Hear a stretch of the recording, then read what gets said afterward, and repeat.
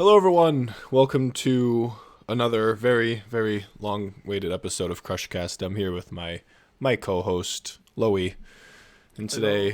today we're talking about the thing that everyone's talking about. We're talking about Arknights Endfield. And hey, Loey, do you have any opinions on this game that came out? Do you have any potential comments or criticisms that anyone may have? It's weird because I feel like we Yeah. can't say anything that hasn't already been like done to death. Well, I do have some thoughts. As I trade all of my goods for what are these Valley stock bills? Playing it right now. Yeah. Why not? Uh, Um, yeah, there are definitely some things that I do like, but also quite a bit of criticisms. we could Um, start with what we like because the thing is yeah, is that let's do that for sure.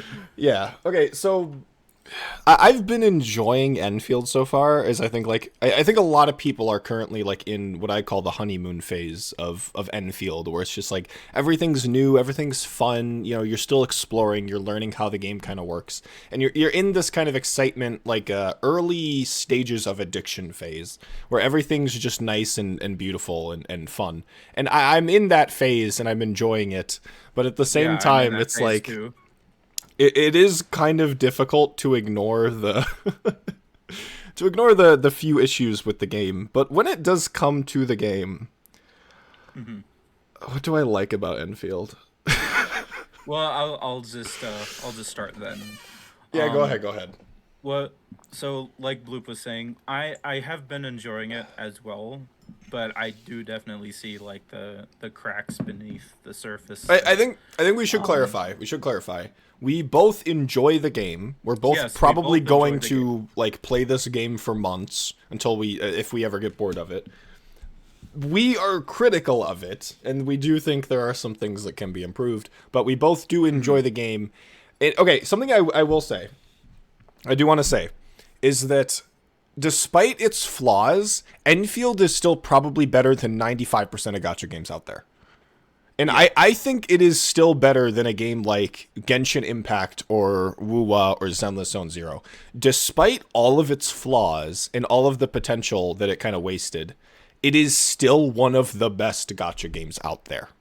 Which is hmm like kind of a crazy thing to say. I don't know if you'd agree with me, but it's like if you gave me the choice between playing Nikkei or Enfield, I will choose Enfield like 100 times out of 100. There's like it is, despite all of the criticisms I have, it is still one of the better gotcha games.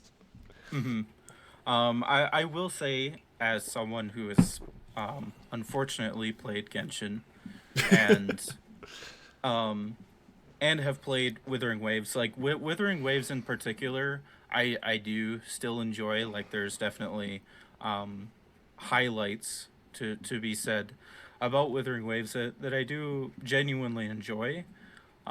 And I do think that overall, Kuro games have made Withering Waves definitely continuously been improving the game. Uh, but well, especially for in regards to Genshin, I would definitely rather play Enfield over Genshin. And as of right now, I've been enjoying Enfield's systems a similar amount to Withering Waves as someone who does enjoy Withering Waves. So Okay, all right. yeah. Because yeah, I obviously haven't played Wuthering Waves, but like from my own hmm experience from playing games like a lot of the derivative Hoyo slop kind of games, Enfield is better. It's weird though because I think the consensus, I don't know if it is the consensus, actually I shouldn't say that, but I think what me and you can agree upon is that Enfield tries to do. I love how we try to be positive, and now I'm just being critical. But Enfield tries to do a bunch of different things that is currently popular and currently working. But well, not I wouldn't say working, but it's trying to emulate a lot of the systems and success that a lot of other games have, but they kind of fail at doing all of that because they're only really giving like a half-baked attempt at doing all of those. They don't really flesh out a lot of these attempts, and a lot of the time those mechanics and those ideas don't meld very well together. And what I find interesting is that although its combat system is very derivative of Genshin, it is still better than Genshin's. Oh yeah, And definitely. on top of that, you do have the base, which is the best part of the game. The base is 100% the best and most interesting part of Enfield. And so when you do have, obviously Genshin and Enfield are like trying to do two different things. But when it does come to like my own personal tastes, I think that Enfield is just the better game, like hands down.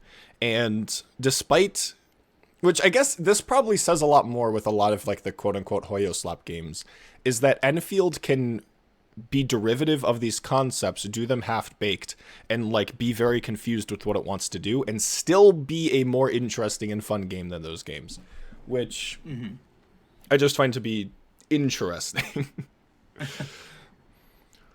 Yeah, and one thing that go well, also along with the positives that I kind of want to get into before Yeah, we we get should do that. We into should just be positive now.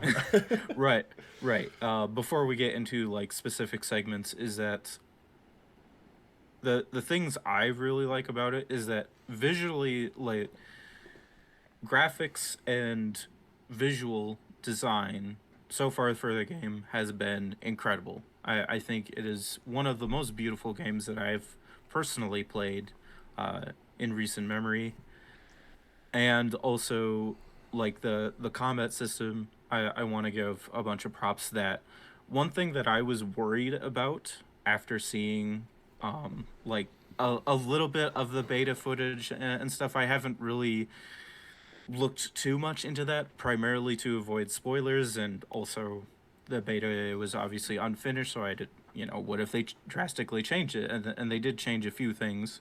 I was really worried that the combat in Enfield would be very similar to Genshin and Withering Waves, where for those games you have a team of 3 or 4, and then it's like, oh, you use each character's skill, then the burst, then you switch to the next character. Then they do their skill and burst, then you go to the next character until you reach your last character. That's like usually an on-field DPS where they spend an extra bit of time compared to the other characters, and then as soon as they're done, then you repeat the cycle. Yeah. Well, that can be, I mean, especially Withering Waves definitely does it better in my personal opinion, but it does get repetitive after a while, especially when you either use the same characters for a long period of time, and even when you do switch things up, sometimes those two different teams don't feel that different from each other because you're essentially doing the same thing but with different elements and stuff like that. So with Enfield, you have your whole team on field at once, which is a big thing, but also how you do combos is different too, because each character is like, oh well, in order to do their combo skill, you need to do certain conditions. Either do like the final hit of your combo, then that um, act allows you to do Perlica's combo skill, for just as an example, Yeah. and stuff like that. And then a lot of the status effects is like, oh well, you need to hit them a certain amount of times with either an element or a status effect, and then you use a skill to like use up those stacks, so to speak, to Yeah. do a big hit worth of damage. So there, to me at least, it feels like there's more strategic thinking on the fly of, hey, I want to do this in this order, instead of being like skill burst, switch to the next character. You know what I mean? Yeah, it's Um, it's it's interesting because comparatively, Enfield is just a step up, and I said this on my stream yesterday. Enfield's combat is like is basically the same thing as Genshin's combat with about 50% more depth. But the thing mhm. is that they're still missing like a good 50% that they kind of need in order to make the combat feel really really interesting. Because I really really like, because you mentioned it, I really really love the combo abilities. I think that is such a smart and like the cool thing that you can build your entire lineup around. Because the lineup that I run, basically the whole thing is based around putting physical vulnerability stacks on enemies. Yeah. So that's the entire lineup. So that when I get to 4 vulnerability stacks, Dapan's combo skill activates, and then he inflicts crush on the enemy, which does like a bajillion damage because they have all 4 stacks on it. And so these combo skills allow you to allow the developers to reward you for meeting certain conditions in really cool ways, and you can balance the combo skill accordingly. Like you can have like Japan's combo skill is a lot harder to pull off because it's meant to be this huge payoff, but with someone like Chen or Perlica, it's really easy. Or even the administrator, their combo skills are really easy to pull off because they're meant to kind of help set you up for those larger and larger combos. And Yeah, for sure. it allows for a lot more depth for the operator design, and it allows for how you approach combat in team building to be really interesting. And I love the idea of combo skills that I kind of wish that instead of ultimates they had a second combo skill. Like every operator had like multiple combo skills, and you could really play along with that. And so that leads to that leads to really cool ideas for team building, making the team building really fun. But the main aspect of the combat is what you were talking about with the physical statuses and the element statuses and how they interact with each other and themselves. And it's very similar to it's not exact, but it's very similar to like Genshin's element system. Like more specifically the arts element system, because it's like, oh, if you inflict fire or if you inflict like burn and then you inflict like electricity, like that causes an effect. I don't know if that's I've been using a physical team. I haven't been using arts teams, but It's very similar because yeah. as far as I understand, they are less restrictive though, because like in Genshin, you have to use 2 specific elements if you want No, yeah, it's much more certain open-ended, effect. yeah. Right. Whereas Enfield, it's like you use an elemental effect with any other elemental effect to do something. Whereas in Genshin, it's like, oh well, if you want to freeze an enemy, you specifically have to use water and ice. Yeah, it even rewards you for inflicting the same status over and over and over again by Right. having Yeah. like multiple stacks of the same element.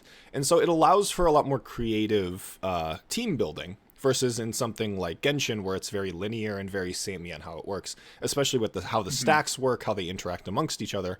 There's even operators that will do physical damage but interact with elemental damage, or not elemental but like arts damage, and then there'll be operators that do like arts damage but they interact with like physical debuffs, and it allows for really creative team building potential, and I think that's probably what most people can agree is like the best part of the combat is the team building. But because the main issue with the combat isn't the setup and the concepts are there, but in practice it ends up being very lacking, because what ends up happening is that you end up getting into you end up just figuring out the combo that you're just supposed to do, and now you just kind of have it work. And I remember you were talking about how Enfield kind of avoids the issue of just like, skill burst, DPS, with having a shared SP bar. And I think the shared SP bar is really cool, because it allows you to kind of manage which skills you do at what time. I think the shared SP bar I think is really smart. But the thing is that you always go into combat with 2 SP, and so you pretty much always just click a skill, do a combo something if you trigger it, click the other skill, wait until you charge up an SP bar, do another skill, and you pretty much always already know the combo beforehand. And that's kind of the biggest issue with Enfield's combat, is that there is no variety in how you approach combat. Pretty much every single instance of combat, you just kind of approach the same way with the same combo skill lineup. You just hold down the attack button, and then maybe you dodge. We can talk about the dodge in a second, but it's very samey, and it ends up feeling very similar to Genshin, where it just feels like you're going through the motions. You're just clicking things in the same order over and over and over again, rather than feeling like you're interacting with the enemy, especially since a lot of the enemies just feel like stat sticks. They just feel like they have way too much HP for no reason, and there is so little enemy variety and design that it just feels bad a lot of the time. It's either you're just overwhelmed because there's just a bunch of random crap going on and you don't really have the ability to deal with it, or it's just you mindlessly clicking the same skills over and over and over again until they die. And so it's on paper really cool, but in practice, it's so monotonous. And it, like, at first it's fun because you learn the combo and you use it and it's satisfying. But after you do it the 50th time, it's just like, okay, we're doing the same thing over and over again. It's, yeah. Right. And well, there was a few points that I wanted to get into as well. One thing I do want to give them a lot of praise for is that I've actually used like a few different healers, and that was Zahi and Ember. And Zahi, and also I think Aya heals in a similar way to Zahi as well, where you activate their skill and then they have like a thing around you, and then they heal you whenever you do the final hit of your combo. And then Ember, what is interesting for her I is thought, that okay, hold up. I'm sorry to interrupt, but I thought Aya's healing was like she summons little dollies, and then you just run into the dollies and they heal you. I don't know if I'm wrong, I but I swear that's how that I works. I think she summons the dollies when you do the last hit, but Is well, that since okay? I have the game up, let me look. Yeah, because I remember. Oh my gosh, I can't talk. I'm sorry to interrupt. I'm like, I swear it was like she summons dollies and you run into the dollies to heal. No, you're right. It says her battle skill. The battle skill Dolly Rush creates 3 shadows of Dolly. It is so funny to me that they like. It's not Aya. It's specifically Aya Alter that they're ripping off. And it's like that. Like they literally reference Dolly. That's. I just find that so funny. You're right. You're right. All right, Yeah, we you gotta, run into the dollies to get healed. yeah, Okay, we got to so make she sure we're is- not spreading misinformation on the internet. That would be crazy. Oh man, I would hate to Oh, do that. you're right. I haven't witnessed all of the like the 100 different Yeah, Enfield guides that how dare you, Loey, not have every operator memorized by heart in the Uh, first 20 hours of playing the game? How dare you? Okay, but what I was gonna get back into. Okay, so Zahi heals you based on you activate her skill, and then when you do the final hit of your combo, then her like orb thing that orbits you, heals you. Yeah. Aya does the Dolly thing where if you run into the shadows of Dolly, then you get healed. For Ember, her combo skill is what heals you, and in order to activate her combo skill, it triggers when you get hit. Yeah. That's a very similar And to Snowshine. She does something very similar where it's like you go yeah. below 40% HP or something. She'll again might be in misinformation. I don't have Enfield open. But she'll heal you that way. And like a bunch And of then operators in a radius or something. yeah, and then Ember for her ultimate, she gives everyone a shield, and then her skill does knockdown, so she can be like a support for a physical team because physical like really love the vulnerability and knockdown effects, I'm pretty sure. Yeah, yeah, Physical status, there you go. yeah. So I wanted to give them a lot of credit that even though that hey, these are all healers, they heal in very different ways to each other. That yeah, no, I agree. That's a good point. You don't really just have and so okay, something that is interesting is that okay, so like Zahi, I don't even know if that's how you pronounce her name. Like she's a supporter, but like Aurora or Snow Sparkle, what the hell's her name? Snowshine. So Snowshine's a defender, and I think Ember is a guard. Am I wrong? She's considered a defender as well. Oh, she's a actually. defender. Okay. But it's interesting how there is no proper like medic role. And at the exact same time, defenders are like kind of not defenders. They're just kind of medics, which I just find to be like kind of funny because they do defend. Because like Catcher Right. and Snowshine, they have skills that will like protect you from an attack, which is really really satisfying to pull off. Even though 90% of the Yeah. time I activate the skill, it does jack shit, and I just wasted an SP. But okay, we can. There are so many enemies that like will attack, do an attack wind up, and then I activate a defensive skill, and then they do an attack, and then the damage doesn't come from that attack. It comes like 2 seconds later after that attack. So it's like a misleading wind up. It's a wind up to a wind up, and it always catches me off guard, and I hate it. But I just find it funny how the like healing is just kind of spread across a bunch of different like classes, and there's it's very interesting because there is a class system, but it feels very like optional, if that makes sense. Like it doesn't really define a lot. Like we have vanguards, guards, defenders, and supporters from OG Arknights, but they added like the striker class, which is supposed to be like a more offensive version of a guard, and I don't understand what the point or difference is. I'm sure there is a difference, but it's not intuitive to me. Well, according to in-game, the striker physical or arts effects inflicted by other operators to deal decisive damage. Isn't that like every DPS Yeah, I don't somewhat? like that's not like the Okay. guards also do that, so I don't know what the point of that is. I don't know. I think I think the addition of the striker class is very funny and kind of pointless, but all right. But yeah, like the team building is really cool. I think there's a lot of cool potential for like future operator designs that can lead into a lot of cool stuff. It's just in execution, the Mm-hmm. combat is just so fucking repetitive.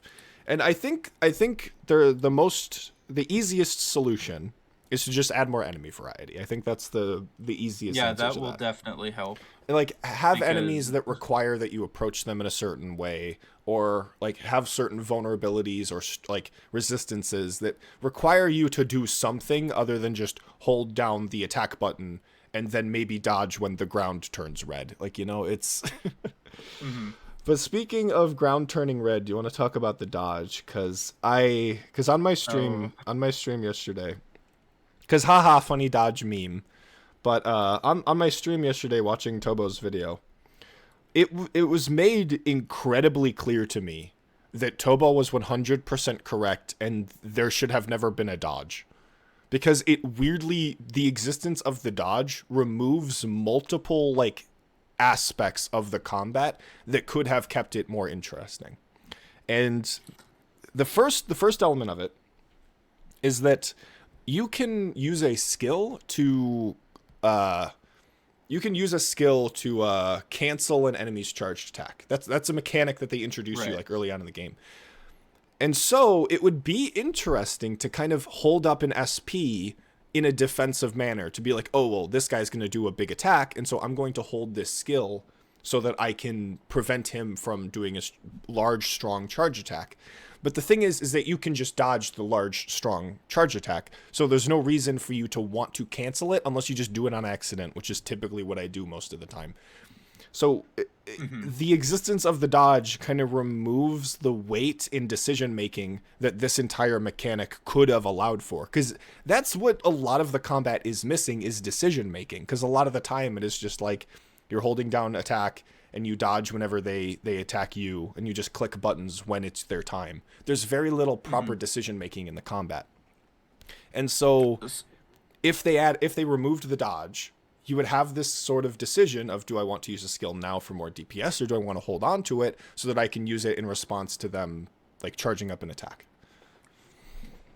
Well, for me, I've actually for quite a bit of my combat encounters, I have actually like thought about that, like leaving at least one SP bar in case they do an attack. But you're right. Like for the dodge, what is really interesting is that they went the Withering Waves style of dodge. Like if you dodge in Genshin, you run out of stamina after like 3 dodges. Like you run out of stamina like super fast. But for Withering Wave, well, and also your stamina takes forever to come back. So it feels terrible in that way as well. Yeah. Whereas in Withering Waves, the enemies are so much more aggressive to you that you need to be able to dodge more, which is why they have so many dodge amounts, and also your stamina comes back very quickly in that game. But because the enemies are so aggressive, and especially when you're doing the harder content, they will kill you in 2 or 3 hits, and they attack so often that it's not about your stamina management, it's about timing your dodges. But in Yeah. Enfield, the enemies aren't fast enough or aggressive enough to justify having the Withering Wave style of dodge, where you basically never run out of stamina unless you're like literally spamming the button. You pretty much never run out of stamina. So it's I like, didn't even know that it took stamina until like someone told me. Legitimately, it's that unimpactful. I didn't even realize it. Like you could right, dodge that much and you're that unpunished for it. Like right. So if, well, there's a few, and then there's also the thing where if you do a perfect dodge, you get a little bit of SP back. So it's like yes, almost as if you are you're encouraged to incentivized dodge rather than to do the dodge yeah. stuff. It's and like to talk about like not being punished for some fucking reason, for whatever reason, like Hypergriff decided to do this. You retain your attack combo after a dodge. This is the Oh right, yeah. dumbest thing that they could have done because it could have given you the tiniest amount of decision making of do I want to continue this attack sequence so I can reach the finisher so that I will not only do the most amount of damage in the attack sequence but also retain a bit of SP as a reward for getting through the entire attack sequence, or Right. do I want to preserve my HP and dodge so that I can live longer? It's a decision that you make because again, there's no decision making in the combat. It's all just pressing buttons in the same order that you're going to anyways when they pop up. And so by making the dodge not take away your attack combo, you always dodge, always 100%. You just spam dodge, and Mm-hmm. then you will retain the combo and will get extra SP. And again, you're correct when you do the perfect dodges, which I don't know why they're in the game. It's just like, oh well, Genshin did it, so we're gonna do it too. They even do like the little slow motion effect. It's like it's really trying to emulate Genshin. That That's actually a Withering Waves thing, but yeah. I swear, wasn't it Genshin that's like if you do the perfect, or am I thought? Oh no no No, no, no, that's Honkai. That's a Honkai Impact third. When you do a perfect yeah, that's dodge, it probably like Honkai. slows down time or something like that. I think Yeah, it's Honkai. Withering Wave slows down time, but Genshin doesn't. Okay, And the thing about Genshin, what is really ironic, now that we're talking about like retaining the attack combo, is in Genshin there is only one character that I'm aware of, which is our it's Ito. I don't remember how to pronounce his first name, but Ito is the only character that does that. So when you dodge, you actually do interrupt your attack combo, and there is that little bit of decision making because there's only one character, and he's Geo, which Geo isn't really that great at the moment, element wise, unfortunately. So the only character who does that is like, you know, it's like a neat, extremely niche thing that doesn't really even do much. yeah, And it's the yeah, reason why, and the reason why he's able to do that in Genshin is that his like specialty is that after you do enough hits, you like store up charge attacks. So once you do the charge attacks, he'll spam them over and over and over, and that like retaining the combo thing, like the reason why they have that in is so that you can get back to doing that. You know, like it actually makes sense in his kit, like why he has that feature and no one else has that. But yeah, like you said, like in Enfield, you just get that with every character, yeah, and there's no reason to not just dodge. yeah. And I think There's a few ways they could have done it. I think if they made the dodge take like half an SP bar, so like, oh hey, you dodged, but now you have less SP to do your attacks, like that Yeah, would have been yeah. really interesting Yeah, instead. just anything that, because yeah, that's the main complaint with the dodge, is that it takes away any amount of decision making that the player could make during combat, and instead reduces it to just attack when you can, dodge when they attack you, and then press the buttons when you can. Hmm. Like, yeah, it's like, yeah, if you, it was like a, oh, it takes up some of your SP or something, like, I'm sure there's a bajillion different ways you could do it, but to just add an extra element where you're punished for doing it too much, or you're punished for doing it at the wrong Hmm. time, but instead you're only ever encouraged to dodge, and so it reduces combat to just, I attack, when they attack me I dodge. And it just Hmm. makes the combat all the more monotonous and boring from like it already being, very predetermined before you even enter the fight.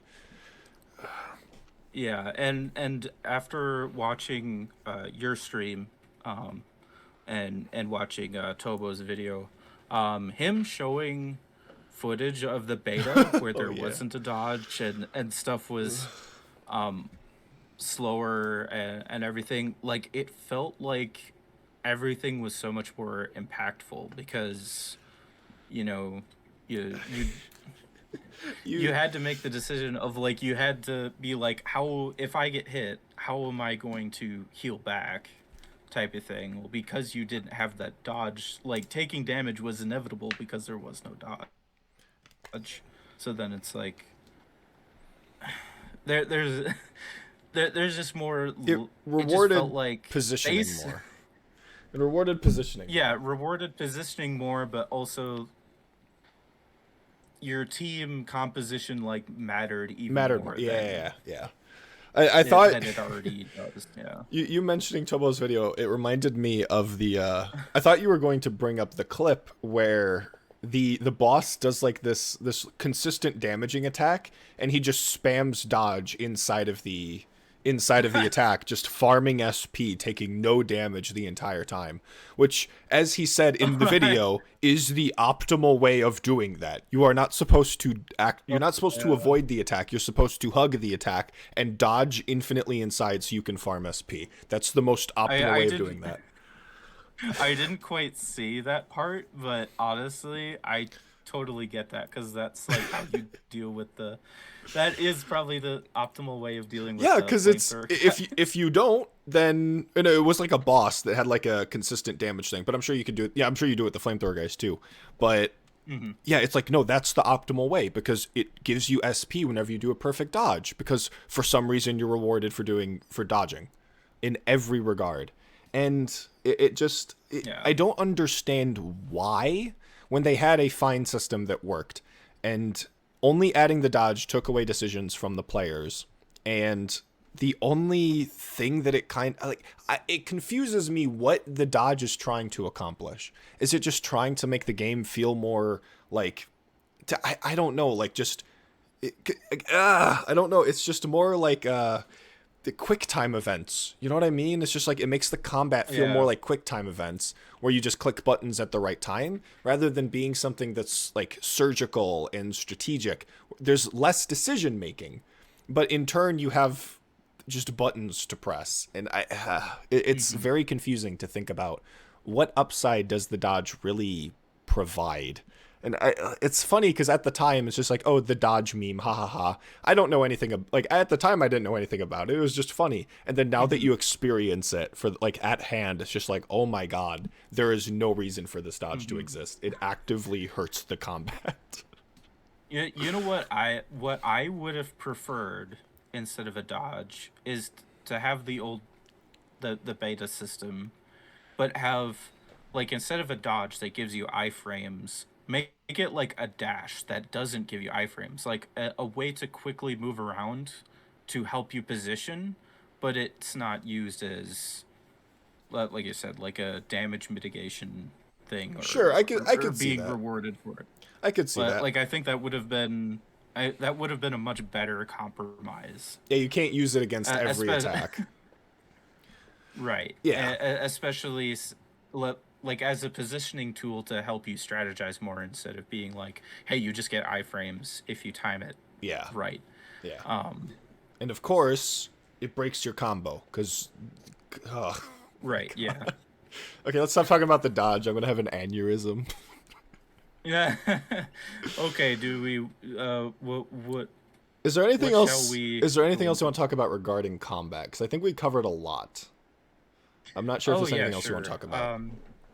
Just I do want to briefly mention that I do really love the idea of having, well, specifically kind of like the Vanguard class, of giving your teammates SP. Like that's their whole job.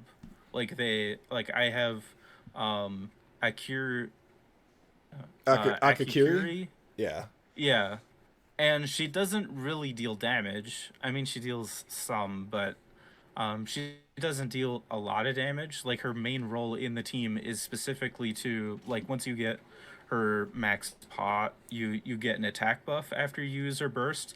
But her burst is mainly just to give you SP, and I really love that idea of having a specific character to do that. Um, Yeah. I as a role. yeah. I can't add much to that because I haven't really used. I've only been using one squad, so I haven't used any Same here, vanguards. pretty much. Yeah, I Yeah. haven't used any vanguards. I actually only recently added Snowshine. It doesn't matter. It doesn't fucking matter.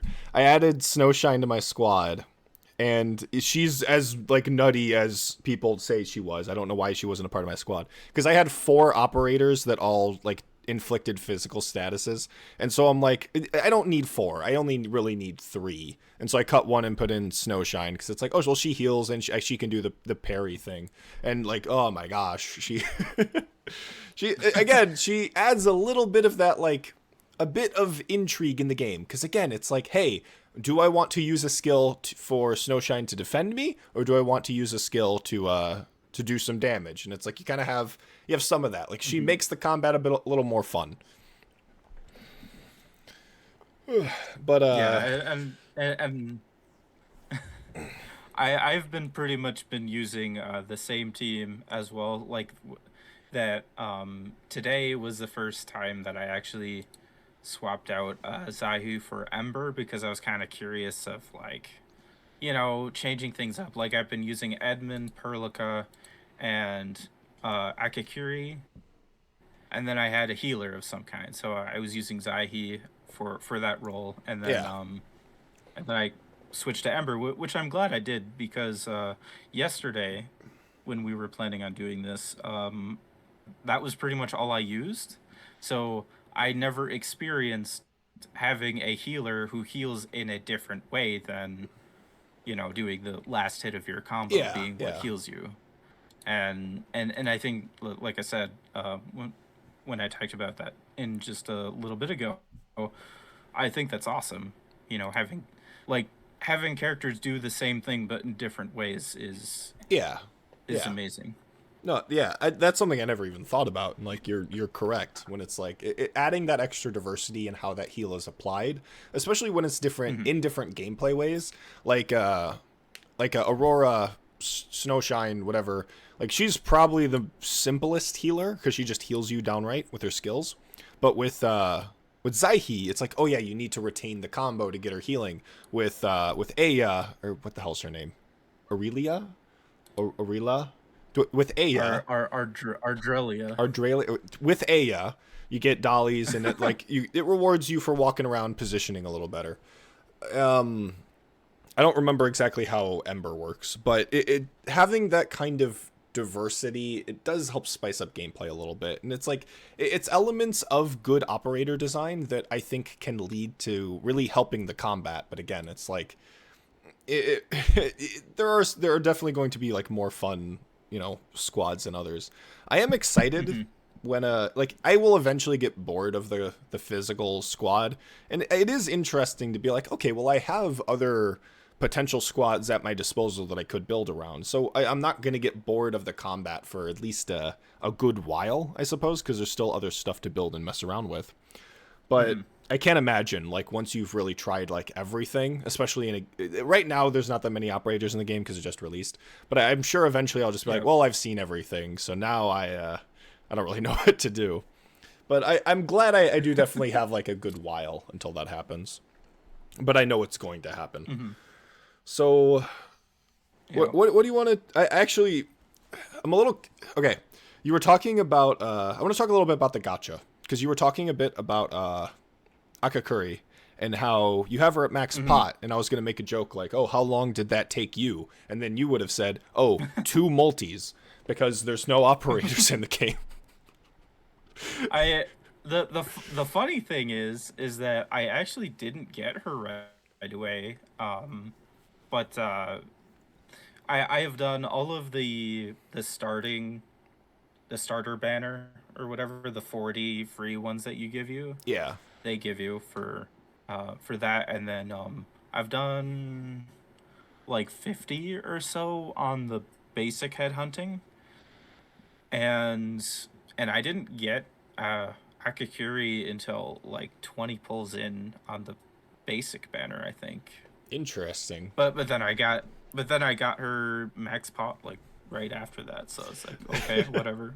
Yeah, it's really funny just how there are because there are no operators in the game. All of the 4 stars I have are at max pot, and I'm already getting like a decent amount of dupes of the 5 stars. Yeah. I'm only missing one of the 5 stars. I don't have Avowena, but I do have Dapan at like pot 3. So it's it's funny. It's really funny. But I've only Yeah. gotten 2 6 stars. Speaking of which, can you guess what happened like in the first 10 pull I did? You got you got 2 copies of Aya. No, no. Well, I did get my I got Aya in like 20 pulls, but on my first 10 pull, I got 2 copies of Chen. So it was like not even a new operator. I just get 2 pots of Chen. Yeah, It's like are you half the kidding me? operators are free anyway, so it feels like nothing burger. It's like, oh wow, Yeah. cool, a Perlica plot, like a Perlica pot. It's like there's like no operators in the game. Just give me the new ones at least. Yeah. Oh, And I do. it's so evil they give you Aya for free. It's weirdly so evil that they give you Aya for free because when you pull her Oh in the yeah. banner, you feel terrible about it because she was my Oh first yeah, 6 star. yeah, I pot one Aya as well because of that. What does her first pot even do? Let me read that. Um, when you touch a shadow of Dolly, she treats another allied operator with the lowest percentage of HP, so she basically heals the second person if you get it. So her pot one is pretty good, so I will give it give it credit for that. I just think it's so funny that they give her for free, Yeah, and I guarantee you everyone already has her at pot 1 because she was given for free. It's yeah, but yeah. what's your take on the fact that polls don't carry over, or that there's no pity? How do you feel about that? Huh?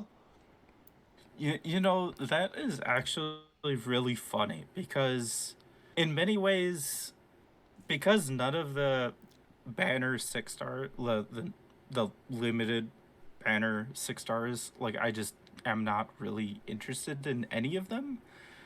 So it in many ways I just don't really care. Really? You don't But you don't care? well it in a sense, but as for the pity carrying over, honestly, I don't even mind because they guarantee it at 120. Well, So in Genshin and Withering Waves, depending on what your luck is, you can spend, well, especially in Genshin because they have like the worst rate for the highest rarity. You can go up to like 160 pulls to finally guarantee them, like going all the way to what they call soft pity every time. So for me, going to 120 to guarantee them like isn't even a big deal to me. I do have criticisms on the the rate itself. I do wish that Enfield had a higher rate, and the reason why I say that is because I know you talked about a lot in your stream, like, oh, complaining about the rate or whatever, like, is symptoms of being a gambling addict, but I want to put a counterpoint to Oh, that. okay. I went into this thinking we would Yeah. have just made fun of the whole discussion, and you're actually just debunking me. Holy fuck. Holy. All Yeah, right. I have a counterpoint to that. Oh shit. All right. And this is my experience with Withering Waves. Okay, so a bit of context. Withering Waves has the same rate as Enfield, which is 0.8%. And for my Withering Waves team, like I've tried to make teams of specific elements. I've played Withering Waves for 4 months, and I've just now recently finished one team, which is my fire team, which is Mornier, Lupa, and Encore. That totally means Because everything to me. right. The point that I'm trying to make is that the rate is so low that and because of every character being limited, by the time they rerun a character, you have to dramatically save up for that, number one. And number two, like I've been waiting for an ice character specifically to help my ice team since I've started playing, and they just never have rerun. And again, like I said, because the rate is so low, it is like when they do show up, either you must have been saving for a long time, or you just, you're screwed, because in a sense you have to have like a minimum of a certain amount of pulls to get near the pity amount to get the character, which is why in OG Arknights, the having 2% for your highest rarity has been so good, because I can get a 6-star, like on average, I think people say is like within 30 pulls. Well, then not only do I get more chances to get a new character that will hopefully spice up the gameplay that I have, but also if there's a character that specifically works with my team, then you know you don't need to be saving for like 2 months, like just to guarantee them, because otherwise you never know when they're gonna show up again to finally fill your team. No, So you're right. You're right. I think you're right. It's because of like operators being designed for a specific role in a team composition, it is kind of yeah. mean to just withhold those parts of that team composition because of an arbitrarily low Mm-hmm. rate. Like, no, I get that. You're kind of right in that regard. And I do want to say that for Arknights Enfield specifically, they had a chance to fix that issue by not having every new operator, or well, every 6-star operator be limited. No, If that they that is were just just stupid. That is very stupid. Yeah, That's dumb. if they made it like OG Arknights, where they go into the standard pool after their banners are done, then that wouldn't be an issue whatsoever. Yeah, But because you'll just because eventually get them like down yeah, the road. yeah, for sure. So and like, oh, you're pulling for a character for your ice team, like just as an example. Oh, hey, you got the fire unit you needed for your specific team, like, hooray type of thing. Yeah, Um, yeah, and I yeah, yeah. was and I was really hoping that Enfield, especially given the generosity of OG Arknights, I was really hoping that Hypergriff was either going to make the rates higher, like at least 1%, or make every new 6-star be go back into the standard pool after you're done. And also there's a side effect to that, is that there's only 5 standard characters, and usually, well, at least in the cases of Genshin and Withering Waves, the standard characters are typically power crept the fastest. So, within a year or 2 years, oh, hey, I got pot 5 Aya, but what if, there's a new healer that heals twice as much by doing the exact same thing? Or, just as an example. Hopefully Hypergriff is Yeah, smart hopefully enough Hypergriff is. to not do what they did with Arknights. Hopefully, but again, that's a matter with the community and what the community is willing to spend money on. But I Right. do think that no, I think you're correct. Just because of the element of how this game is formatted and how operators are more specifically designed for specific team compositions, it does Hmm. make a lot of sense to it feels like you're forced to put all of your eggs in one basket to pull on a specific banner for a specific operator for this specific team, and it really decreases your chances of getting anything residually. You're forced to like get this one operator, and if you don't get it, you're just like you're kind of mad about it. Right. And with And the and I yeah. do and I do want to clarify that for Enfield, as of right now, as we've kind of talked about, like there are a lot of operators that kind of fill the same role, and elements are not as strict as Withering Waves and Genshin in the sense that, like for Withering Waves, like typically the element system for the most part doesn't really matter because they don't have element reactions. But at the same time, you'll have one specific character that's like, hey, if you have this character, all your fire damage in your team gets boosted by 30%. Like Lupa basically does that. So if you don't have Lupa, okay, well then your whole team is just losing out on that fire damage. Yeah. So, but I do want to say that for Enfield so far, they it's not nearly as restrictive, so it kind of alleviates the problem, but at the same time, we it hasn't been out enough for me It to could really become a problem in the future. understand. Yeah. Right, yeah. It's kind of what I'm getting at. Yeah. Again, it is a matter of hypergriff, and that's the thing is that so far hypergriff hasn't been listening to a specific sect of the community, and has instead been listening to Genshin's Hmm. community when it comes to making changes for the game. So, you know, I'm not the Yeah. most hopeful, but you know, we can still pray and hope that things go the Hmm. way that we want. But yeah, no, I think you're right about that.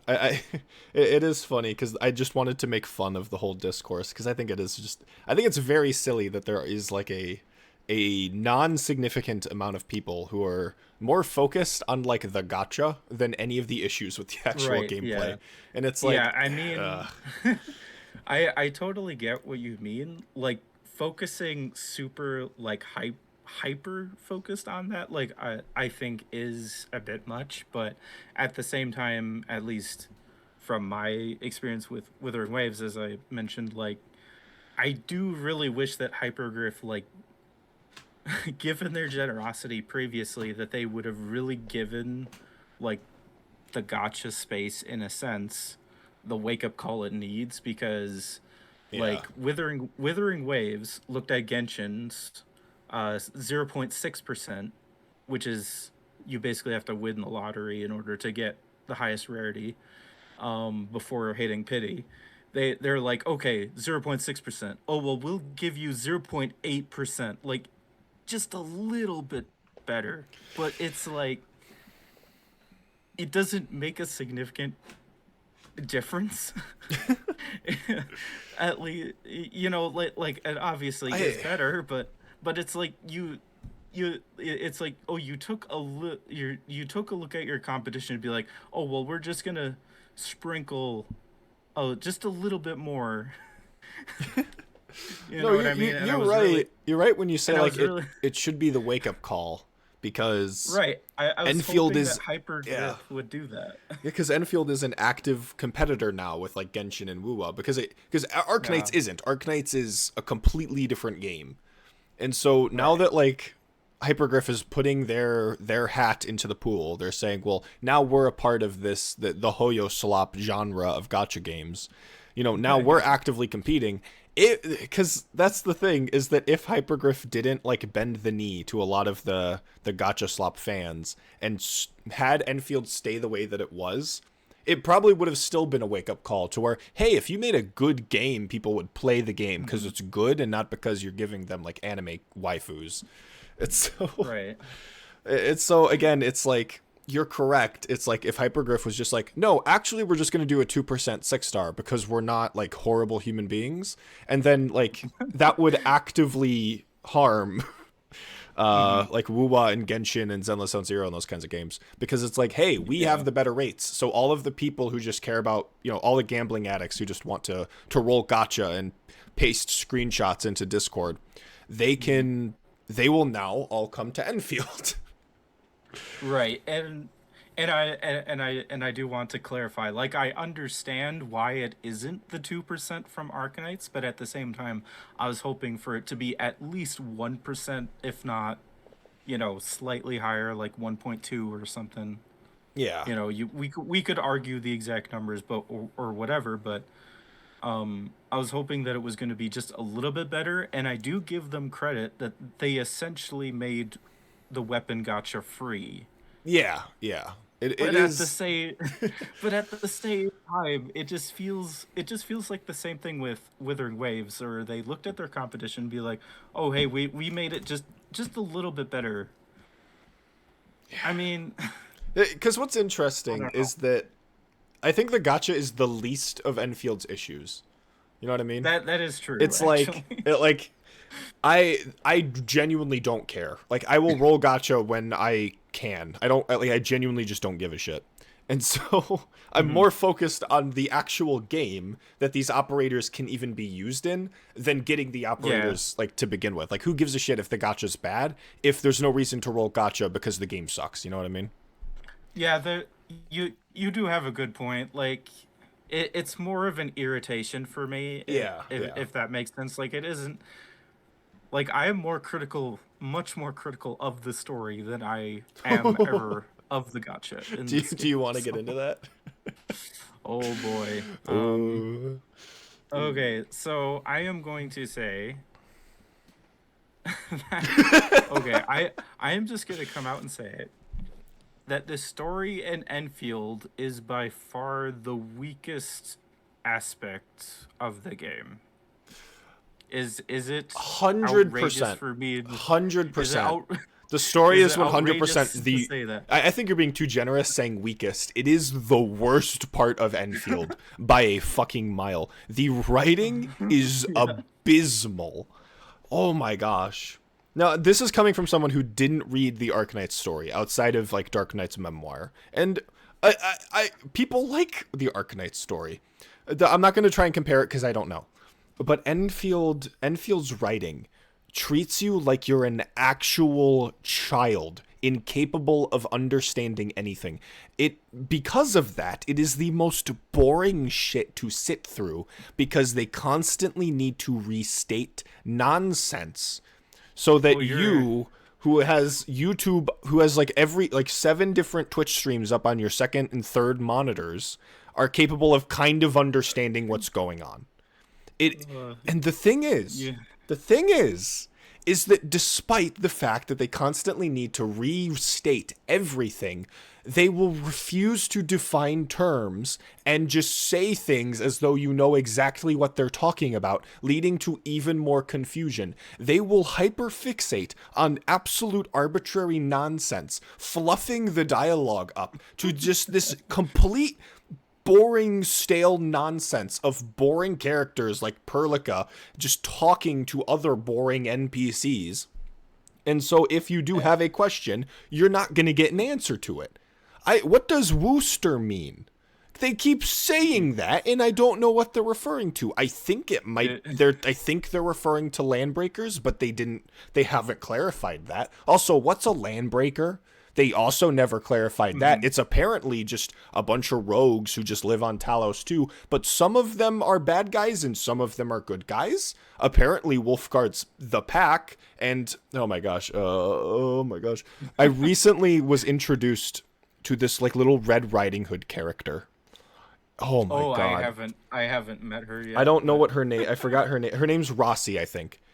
Oh my god. Oh my god. Oh my god. She is obnoxious and I've literally she's been on screen for like 4 seconds. The first thing she does when you meet her and she gets super embarrassed and all moe, and she's like, "Oh my god, it's the end administrator!" Oh, Oh oh. Like no. she gets like super hyped about you being the end administrator, and her whole Oh shtick is no. she's all cutesy and confident because she's like a child, and she's this little wolf girl, and she's got a hood on, so it's like a little Red Riding Hood motif, and Oh no. she is genuinely obnoxious, and I don't want to continue the story because she is an obnoxious character. I dislike her more than Yvonne. Like, and I've Oh. been around her for like 5 minutes and I already can't stand her because, Yeah, I ugh. okay. Okay, to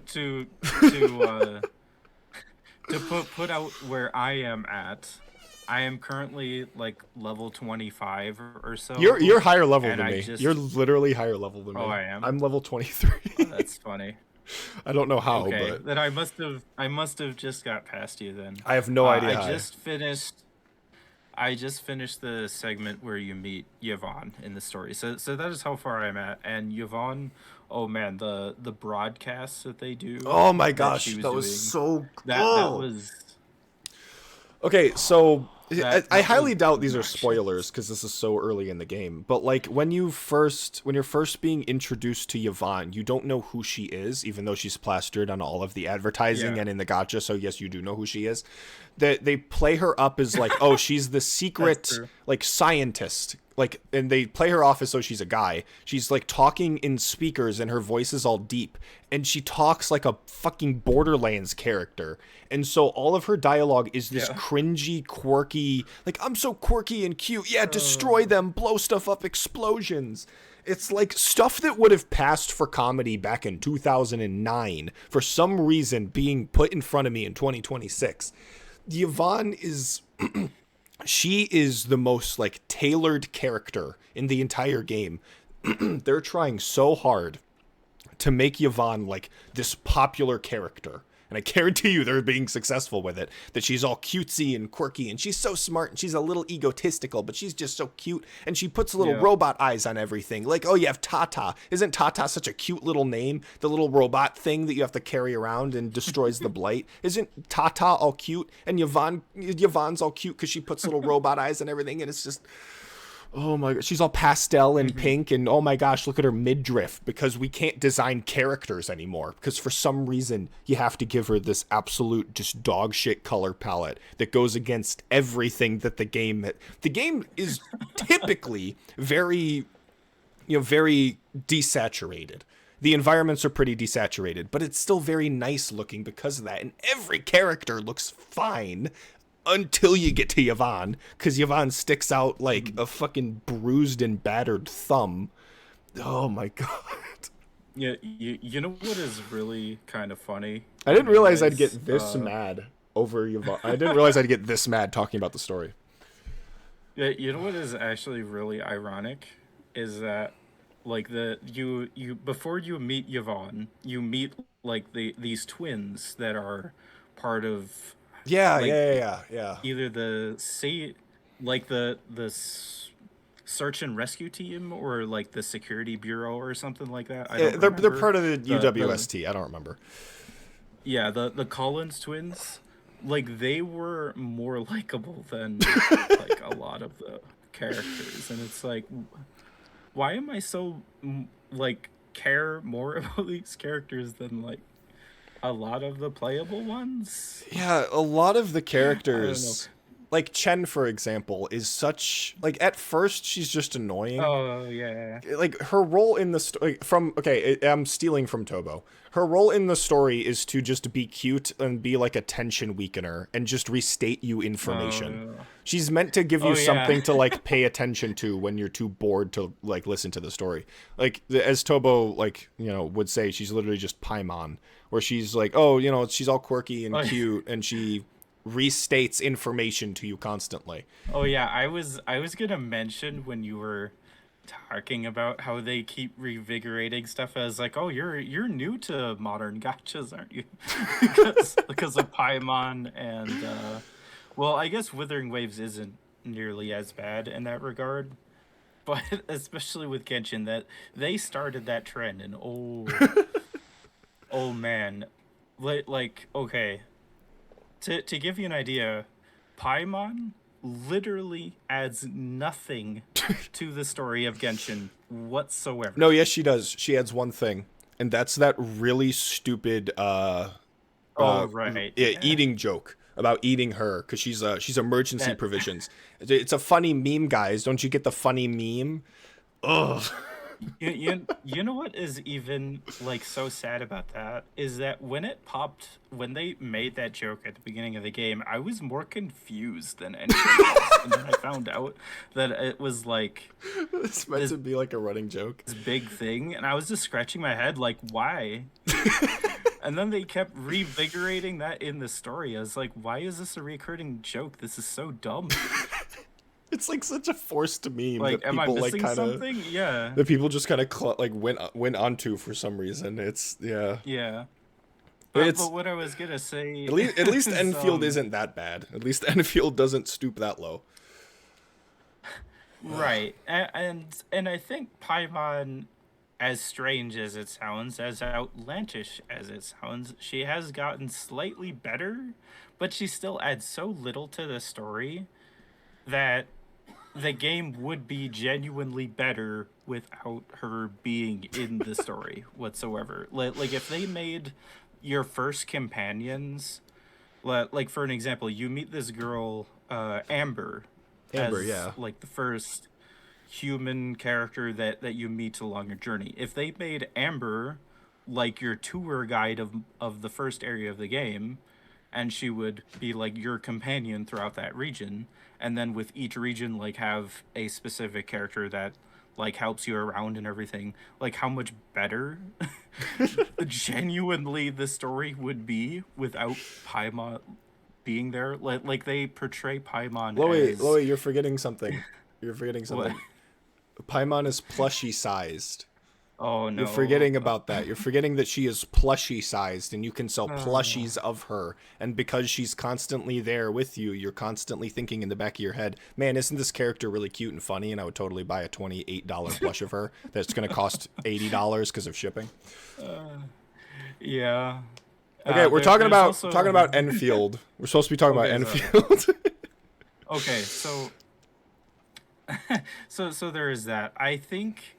Well, there's a few things. Like I want to go on a whole rant, if you would allow me to, of the administrator having amnesia again. Oh my god, I want to join you on this rant because oh my god, is it so stupid? Hey, what if the doctor again? You know Huh? what is the you know what, when I was seeing like beta footage and then they showed like the different dialogue functions, you know, like whenever you have a cutscene and then you pick like a meaningless dialogue Yeah, that does option nothing. Yeah. for the main character, I was really upset about that. Yeah, And the cuz reason is yeah. because Genshin does it. Withering Waves did it at the start, but thankfully they moved away from that. And it's like I am so tired of like the pseudo self-insert type character. Yeah. Cuz And the only reason why they give you the fake choices is cuz it makes it feel like you're the one actually talking. It lets you self-insert right. more, which is weird because the administrator has just dialogue sometimes. And yeah, I was there is that, but also like when it comes to the amnesia thing, Withering Waves also did that. And also, well, the traveler or the main character in Genshin technically like never forgot anything, but because they never talk about his past, I have the male traveler for reference. They never like expand upon it whatsoever, so he might as well have that as well, effectively. Um, but like especially with the doctor, the amnesia thing, I felt like it worked because they have several different characters. Like Kelsa in particular despises you at the start of the Arknights story, and when you get W, the original sniper, AoE sniper version of W. Yeah. Need to clarify that. She doesn't like you either.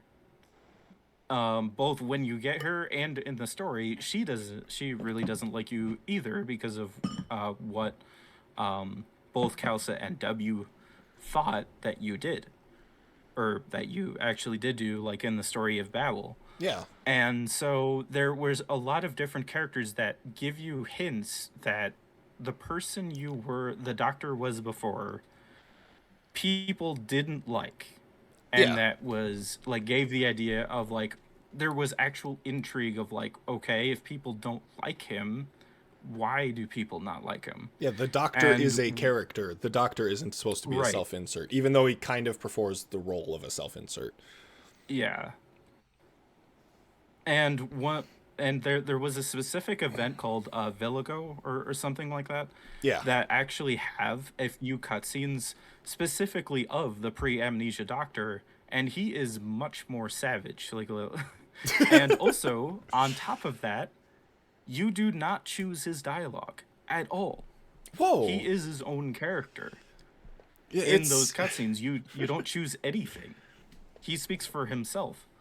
crazy. So they differentiate that, and then basically like with your journey with Amiya, like the doctor kind of like molds himself to give himself a new personality, like with being with Amiya. And I feel like the amnesia plot, like they managed to make it work well. Yeah.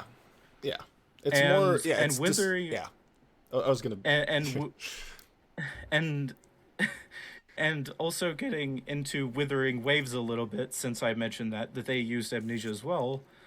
I think as the story went along, they do have cutscenes that like make it sound like the reason, like the main character like wiped his own memory for some reason, and you're trying to figure out like why he did that.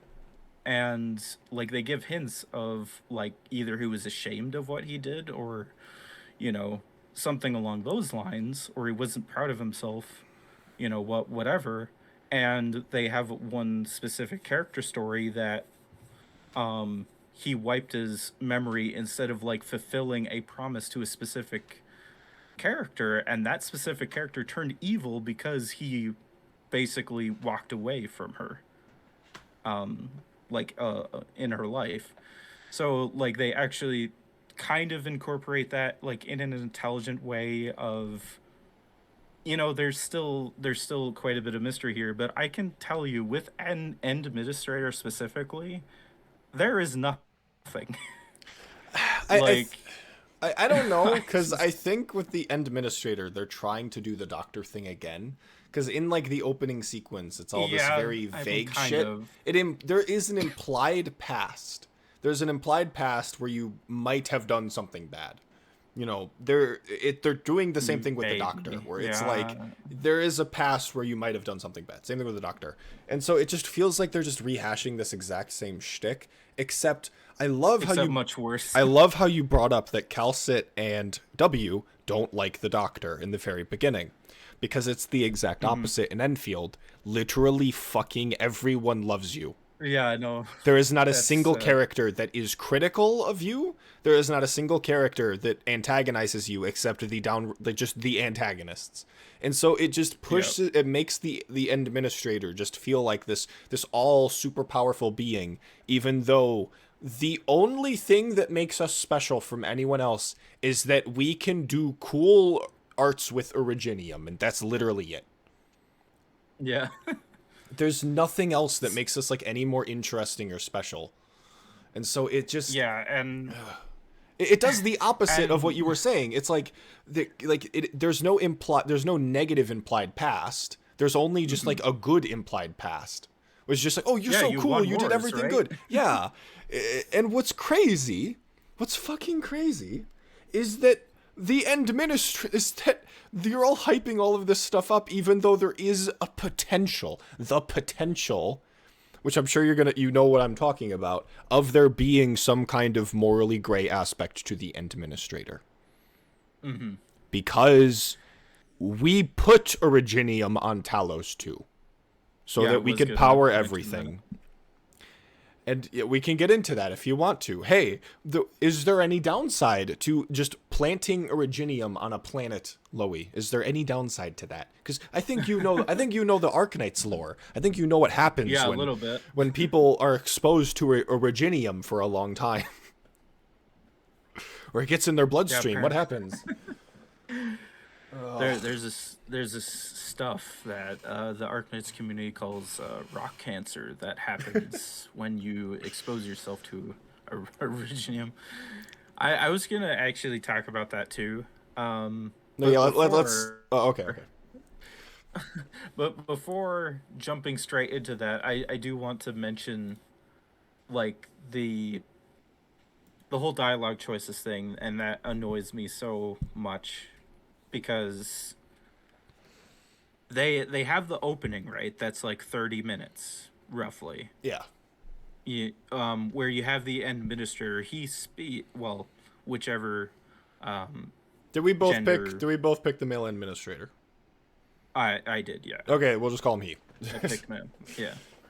Um he speaks his own lines like throughout the whole like intro sequence of the game, which is like 30 minutes roughly or less. Then he just doesn't speak at all until you unlock the ship again. And to give like context of how ridiculous that is, that's like 10 hours later. You Yes. finally hear another line of dialogue from him. It's so fucking weird. He's like Yeah. half voice acted for whatever fucking reason. And what makes the matters worse is that when I started there's like this quarry area that you unlock that's Yeah. seemingly optional as far as I can tell. There's a cutscene where he has voiced lines in it.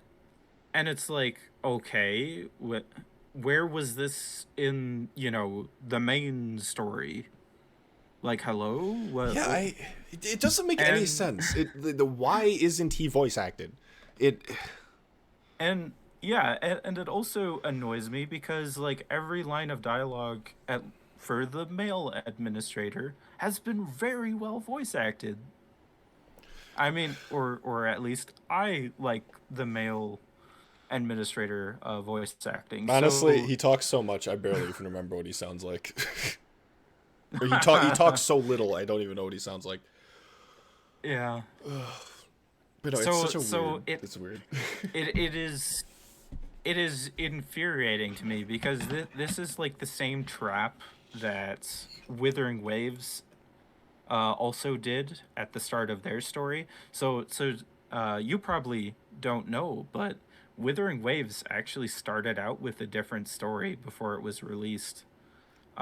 They actually made like the starting characters hostile to the main character, and the CN beta testers didn't like that, and they had to rewrite the whole start of the story again over the course of like 6 months to make the characters like the main character like instantly, I need my waifus and to it like made me. the and it made the story objectively worse in every way as a Makes result of sense. that. Makes sense. And on top of that, they didn't make the main character like have that many voice lines until their 2.0 update. And then they moved away onto making the rover, the main character, speak for themselves like half the time. Like it's still you get dialogue choices, but they make it so that unlike Genshin's Traveler, like the rover actually speaks for themselves like a good chunk of the time, whereas in Genshin the traveler basically doesn't speak for like 95% of the entire game. Yeah. Like they've only just recently like made the traveler actually speak on a somewhat regular basis. So basically what I'm trying to say is that for administrator especially, they're making the same exact flaws that both Genshin and Withering Waves did, that they've been trying to move on from for years. and this is the direction that they've decided to take. I have a And I have a weird theory where it's like uh, Hypergriff doesn't know.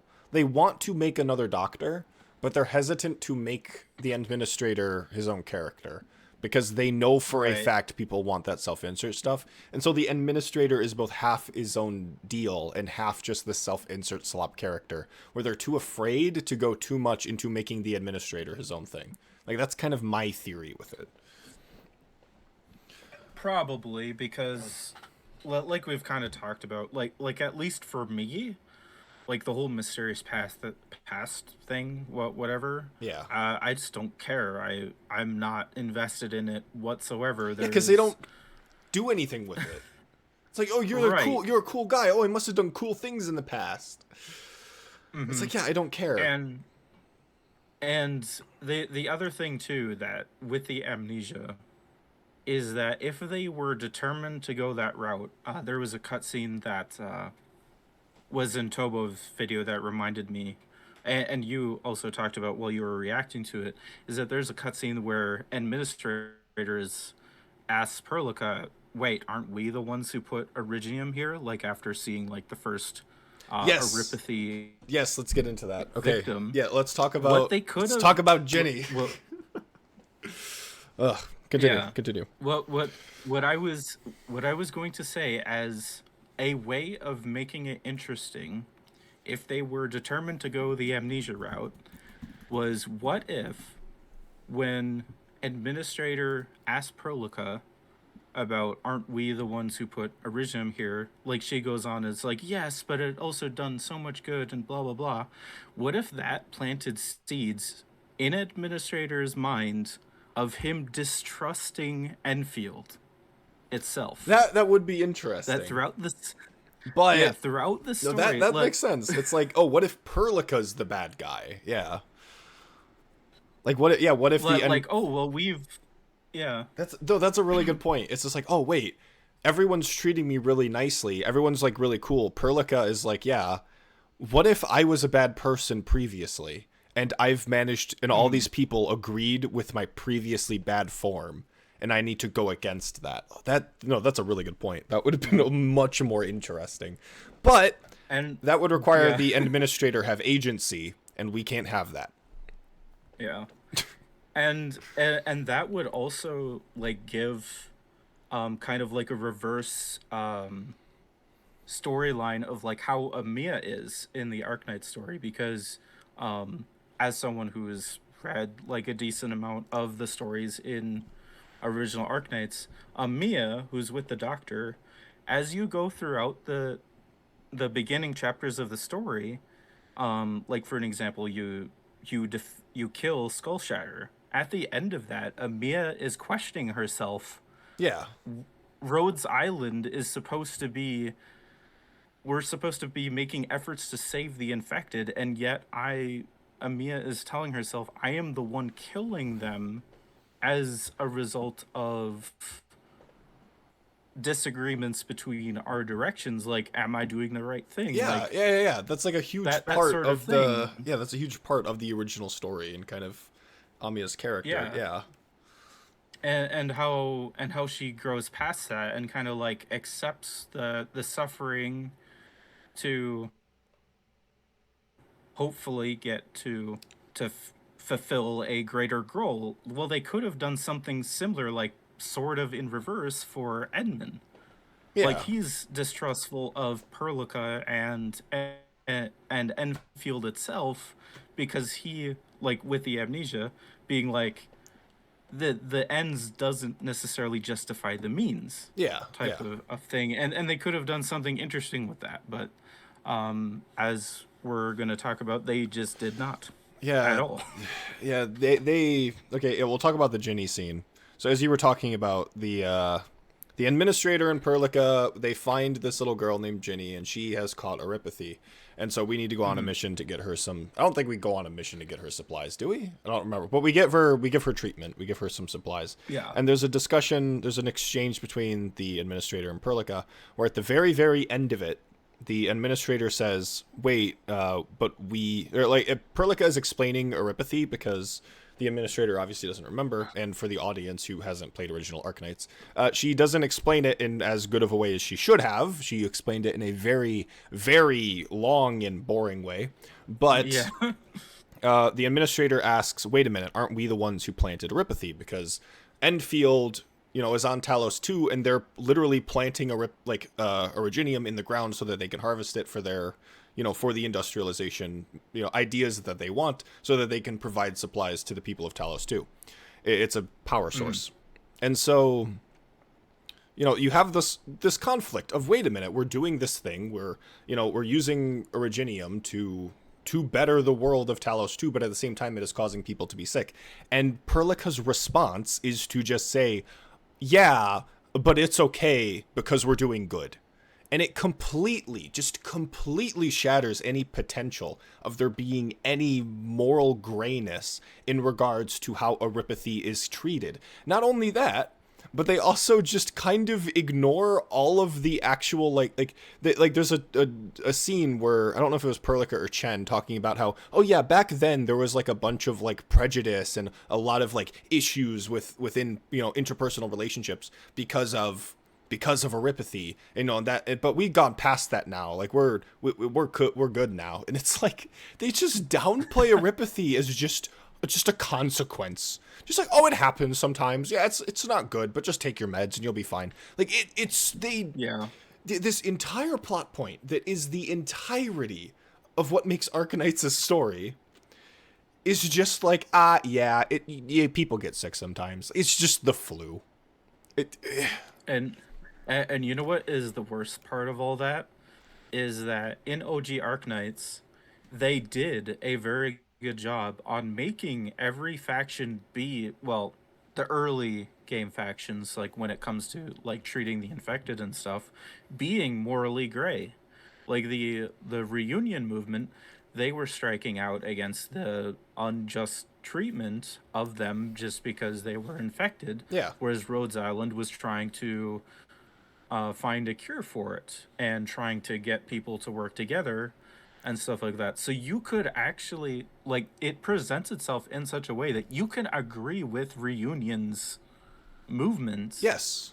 While also, you could disagree with Rhodes Island as well. Like they did a good job on that. But And most importantly, they treat Reunion as humans who have a genuine, clear goal. They humanize Reunion, and because they can give them a sympathetic motivation. Again, you can disagree with you can disagree with the process of rioting and doing all of the things that they did, but it gives them a clear humanity that allows you to sympathize with them and to characterize the antagonists a lot better than they're doing in Endfield, because it just so happens to be that none of the antagonists in Endfield have a clear goal or are characterized or humanized in any regard.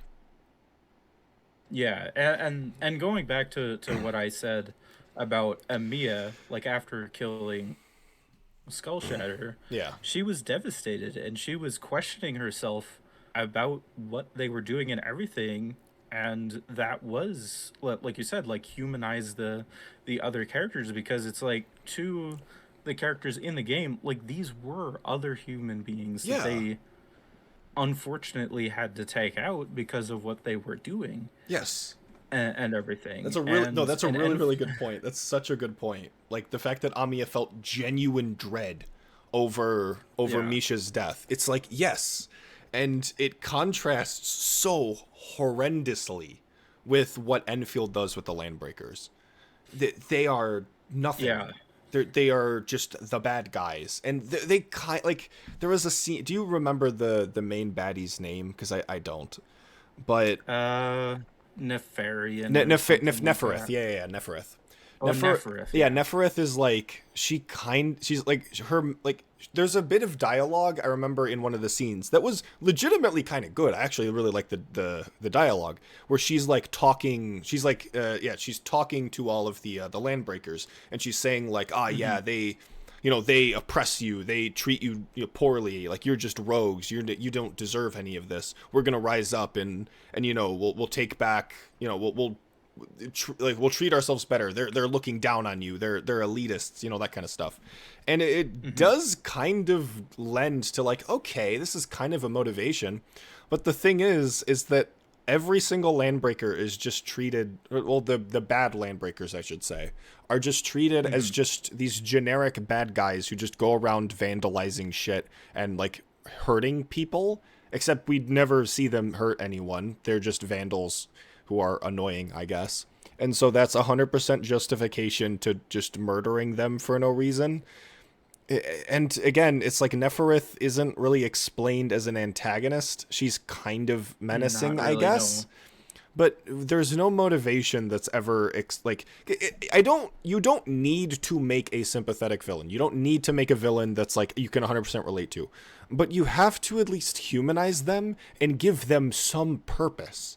Cuz other than this it's just like, "Oh, we're rogues. We're doing our own thing. We're sticking it to the man." And it's like, "That's it? That's not a Mm-hmm. motivation." Like it's so unbelievably bare bones. The Landbreakers and Neferith are just these nothing burger characters that don't exist to Yeah, do for anything sure. except be punching bags.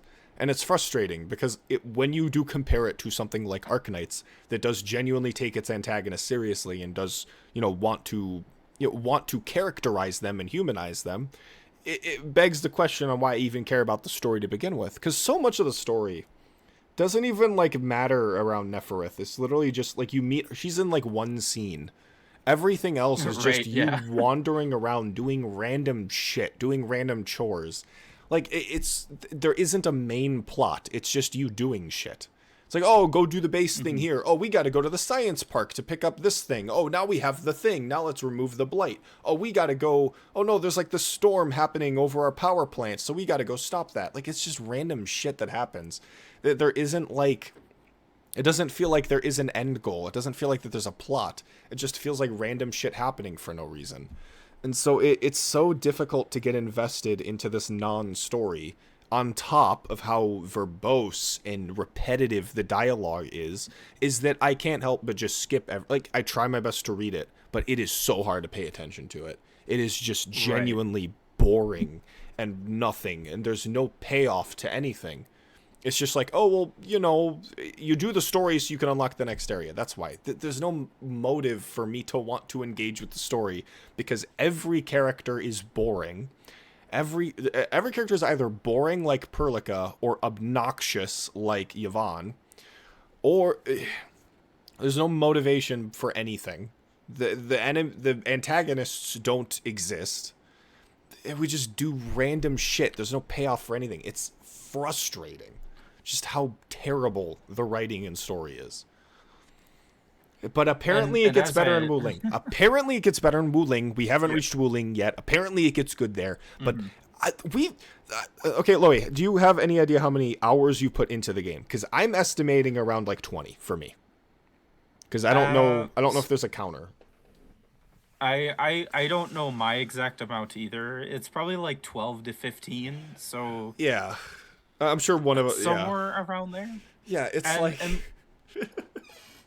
yeah, and as far as I can tell, I'm not, well, I mean, I might be getting close to willing. I'm not sure, but yeah, so far, like every single like plot point that they've tried to bring up, like I just have not had any interest in. Like I said about like the Collins siblings, like before you meet Yvonne, like how is a search and rescue, like siblings of characters, or security bureau, whichever faction or department they were part of, or even Soth, like him trying to be like the single man trying to yeah, yeah.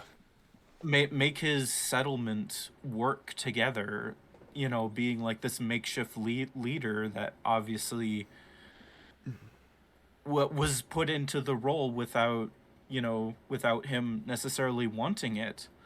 How am I more invested in those than pretty much any of the other characters? Like, Akakiri, for an example, being a 4 star, like her backstory, according to what I read on the website before the official release, her backstory is that she like did self improvement and worked her way up to being a squad leader. Like to me, like that is one of the like best character stories out of like most of these characters, and it's like how Yeah, I like think I I think part of like it. I Okay, I I don't want to know. say that part of it is that none of these characters have any flaws or depth to them outside of just being these very baseline generic characteristic characters. Because like Perlica is a just a brick.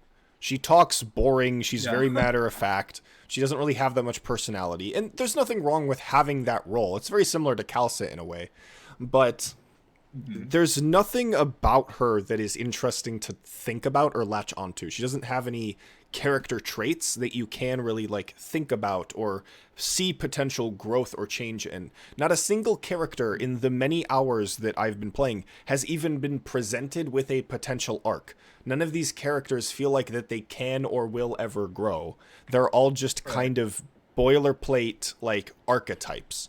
None of them are that interesting. They're all just archetypal characters. Like Chen has been done a bajillion different times. Chen is not an interesting character. That characteristic of being the happy-go-lucky, little sardonic kind of character, a bit of an airhead, Mhm. has been done in every anime ever. And so Yeah. because you're not giving her depth, because you refuse to like characterize her beyond just these very baseline waifu-y characteristics, I can't help but just not care, like at all. Yeah. And so you have this focus on this overarching quote unquote story that again is very disjointed and just kind of everywhere all at once. That it just feels very disconnected from having a plot or having characters. It's just stuff.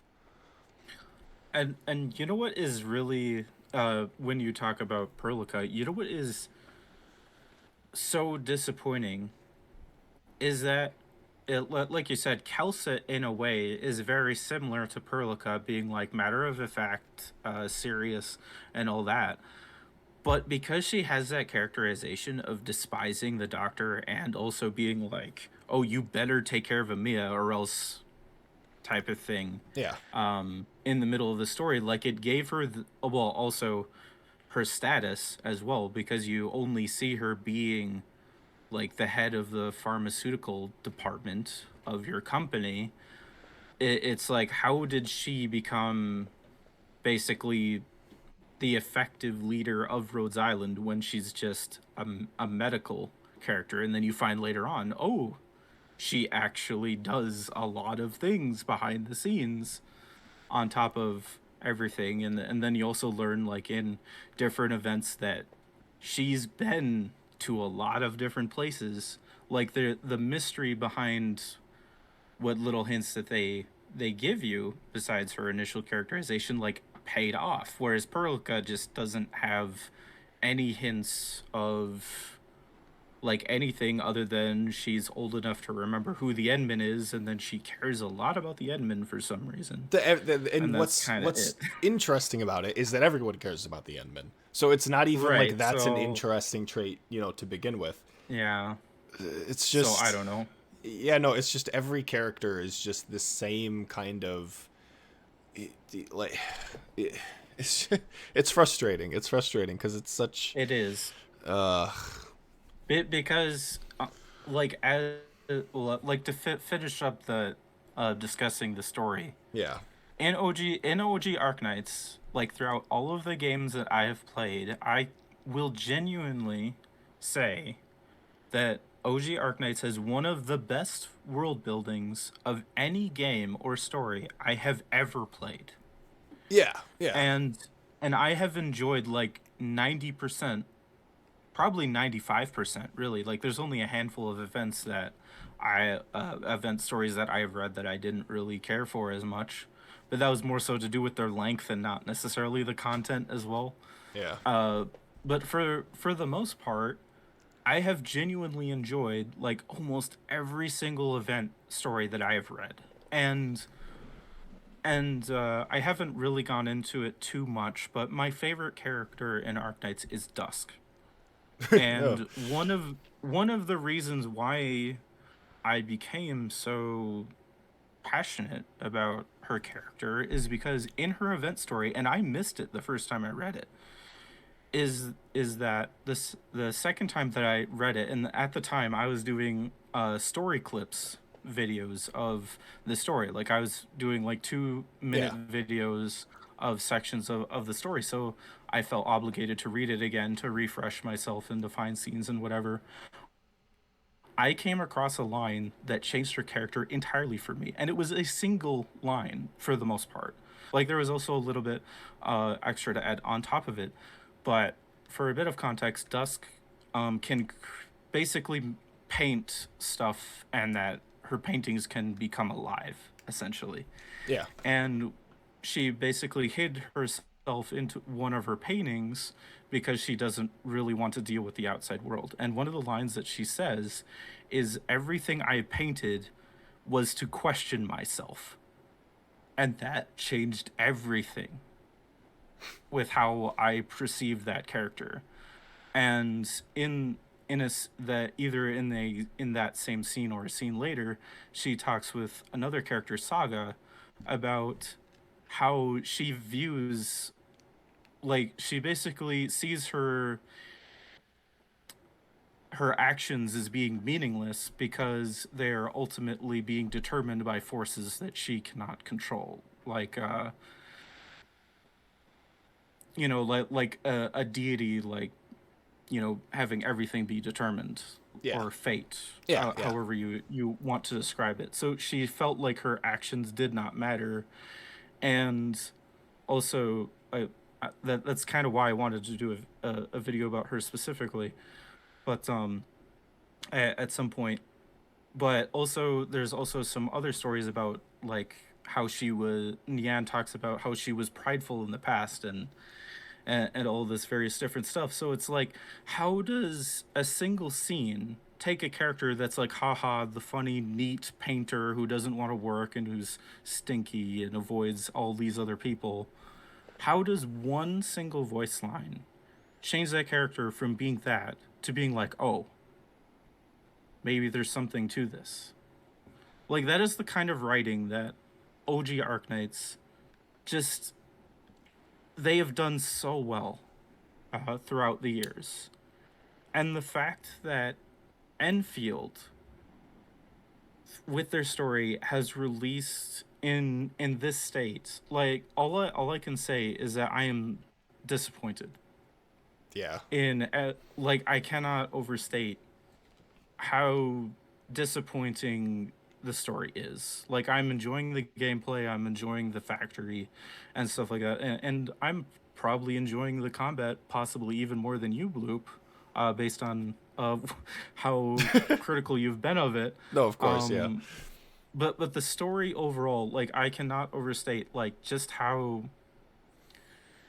sad it is Yeah. that this is what they've decided to do as the continuation of the game, and we probably don't really have the time to quite get into it. But I mean, there's also other story decisions that I can also rant about, like their decision to make clones. There's also the story bit. I'm not sure if they changed it in the official release or not, but I thought there was a trailer that the way that the people from Terra discovered different planets was going through the portal in Sami from IS4. Well, then it's like, what was the point of Lone Trail and Kristen Wright going to space? It's like they did it because they thought it was cool, and then they're like, "Hey, what if they just did this other thing, which doesn't even make sense because that place is infested with demons that warp reality and corrupt people. So like, why would they want anything to do with that?" Um, and it's like, why wouldn't they go with the story of like Kristen like inspiring people to discover space, and she's proven that they can leave the planet type of thing, broke the atmosphere. Um, so like there's other things that I'm also disappointed by. Yeah. But overall, yeah, like I don't know. No, that I makes sense to be disappointed I don't in. know what else to say. No, I get it because it's like you have the very well built, Arknights world, and have it being very kind of mistreated in a way in in Yeah. Enfield on Mm-hmm. Talos. And it feels like, because again, I'm not someone who really cares that much about Arknights lore, mainly just because I haven't really read it. And so, like, to me, this kind of stuff wouldn't come up. But obviously, for someone like you who'd be a lot more passionate about that, like, you could probably find that Yeah. disrespect. And yeah, that would be not only disappointing, but like downright insulting as an Arknights fan. To where, because they wanted to make, I guess, the story more accessible, they want to make the story more like wide appealing, they have their motivations for it. It ends up like Mm-hmm. feeling bad as an Arknights player to like know that I don't get I this isn't Arknights anymore. Like from a storytelling perspective, this is just like a completely different thing. Mm-hmm. Yeah. But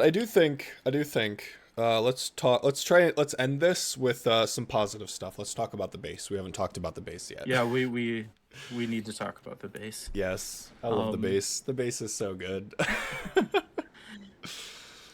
It really is. We do need to talk about the lengthy, very Oh my wordy god. tutorials I though. wanted to be positive. Okay. Cuz the thing is with the base is that you have to in order yeah, they did such a horrible job with like trying to introduce you to the base that they will put you with these incredibly long and handholdy tutorials telling you exactly how to do everything. And because of all of those really long and lengthy and really the tutorials that prevent you from making any kind of decision. It's basically just start here, end here, and you do that, and then you move on to the next step. And because of that, you're not properly preparing any of the players to actually engage with the base properly. Because the whole thing with the base, and the Mm-hmm. reason why it's so much fun, is because there's so many decisions you have to make. Okay, I need to manage both my input of resources and how I output them. I also need to manage, where the conveyor belts are going. I need to manage the time that it takes for things to be created, while also knowing that okay, well this certain thing will output two of this resource, so I may need two conveyor belts, but it only inputs into something that only needs one of it, so I may need to use one of those two belts to go into something else. And you need to try and figure out how to really optimize this production, how to manage space, how to manage the Mm-hmm. certain byproducts that certain things can create. And there's so much decision making within just the base alone that it makes it 100% the best part of the game. But how the tutorials Yep. handle it is that they treat it as though it is just certain means to an end. It is literally just you put in a thing, you do the track and you put in the thing and you take it out. You do all of these steps and you get the end result. And because of that, I guarantee you that hands down the tutorials are why people aren't going to be invested in the base, because Mm-hmm. it's so unbelievably handholdy and it proposes more complexity to the base than there actually is, which I find to be crazy.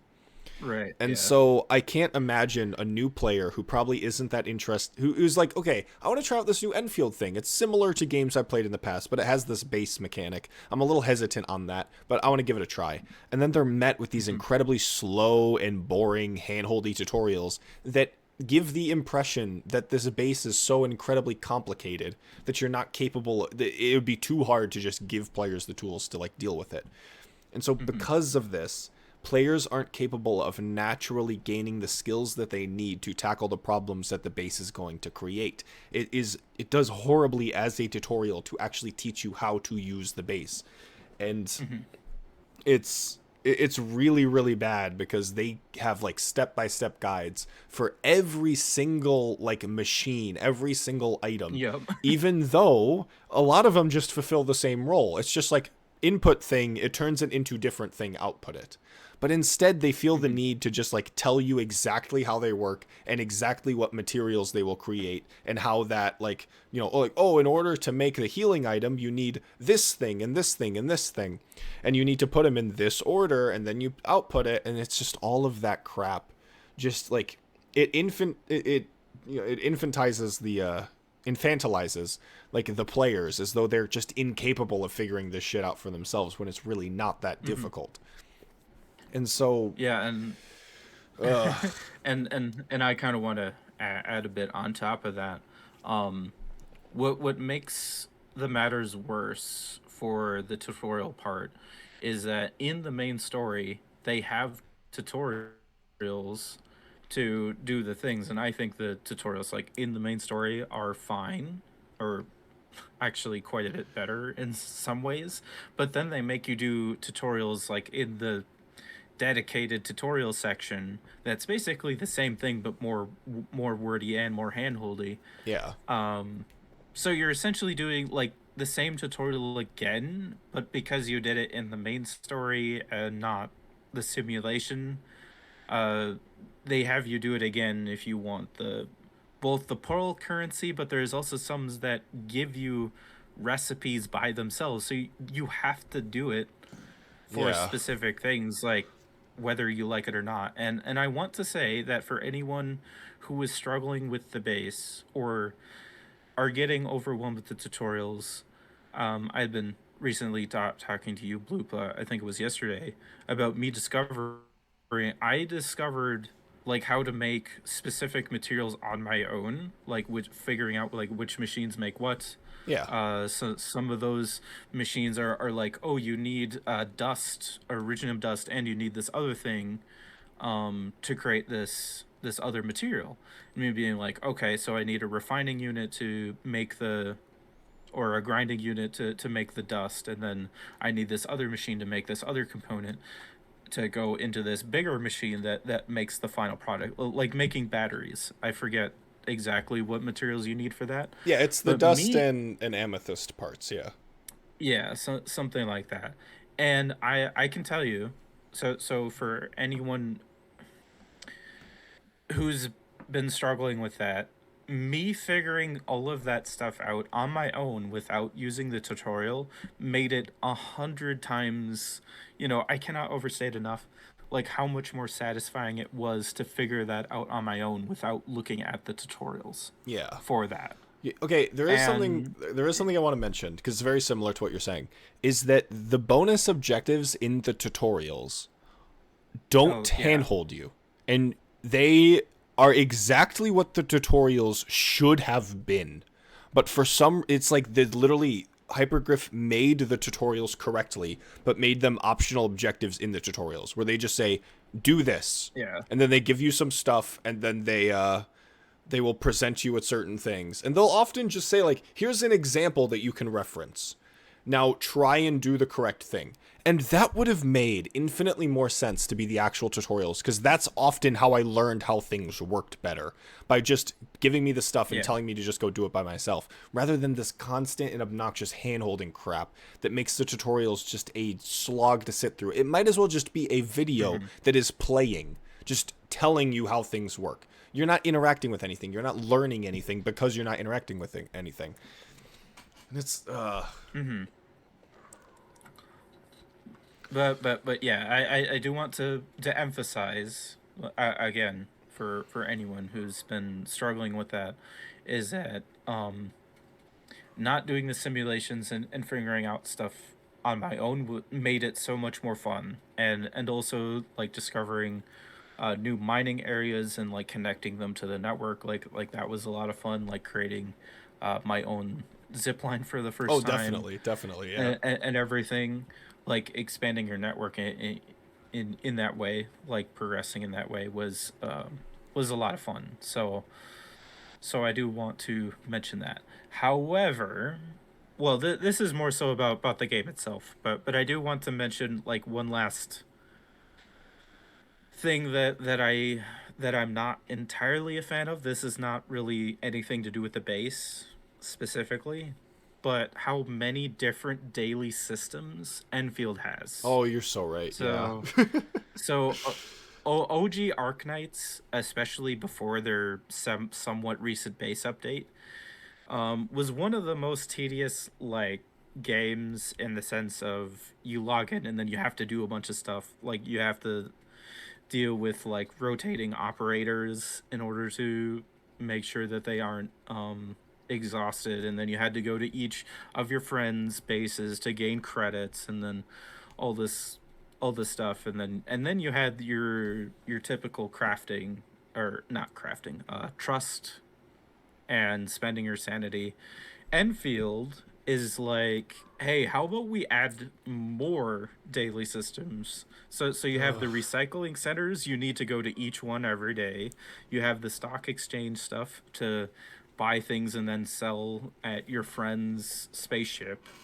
And Yeah. then you have selling your products to your settlement every day, um, and stuff like that. What other There's things like? there And then there's are the typical there planning are too. certain promotion items. There are certain items that you need for promotion and upgrading skills that only spawn in specific areas that you can't farm, and Oh you have to right, yeah, manually go yeah, to them because they will refresh like daily or something, and you have to manually collect them. And there's like a dozen of them across the map, so you have to yeah, like, yeah. oh my gosh.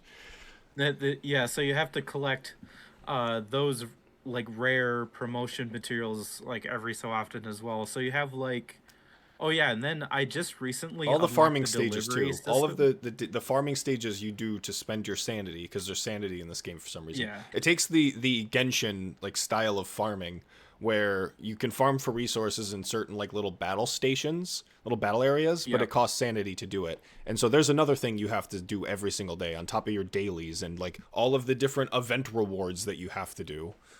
yeah.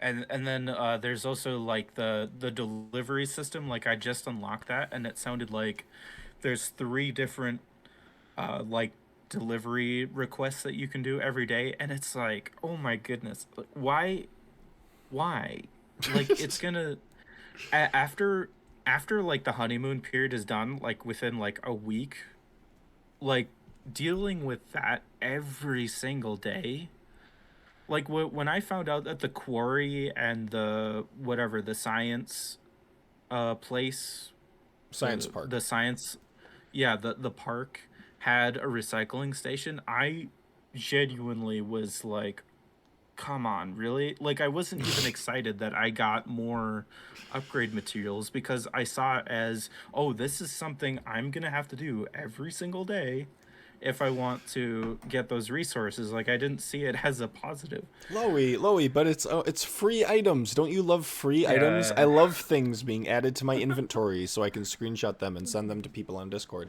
Don't you love items and being rewarded not with gameplay but with items? Isn't that why you play games? Not to enjoy the Yeah. gameplay, but to have items?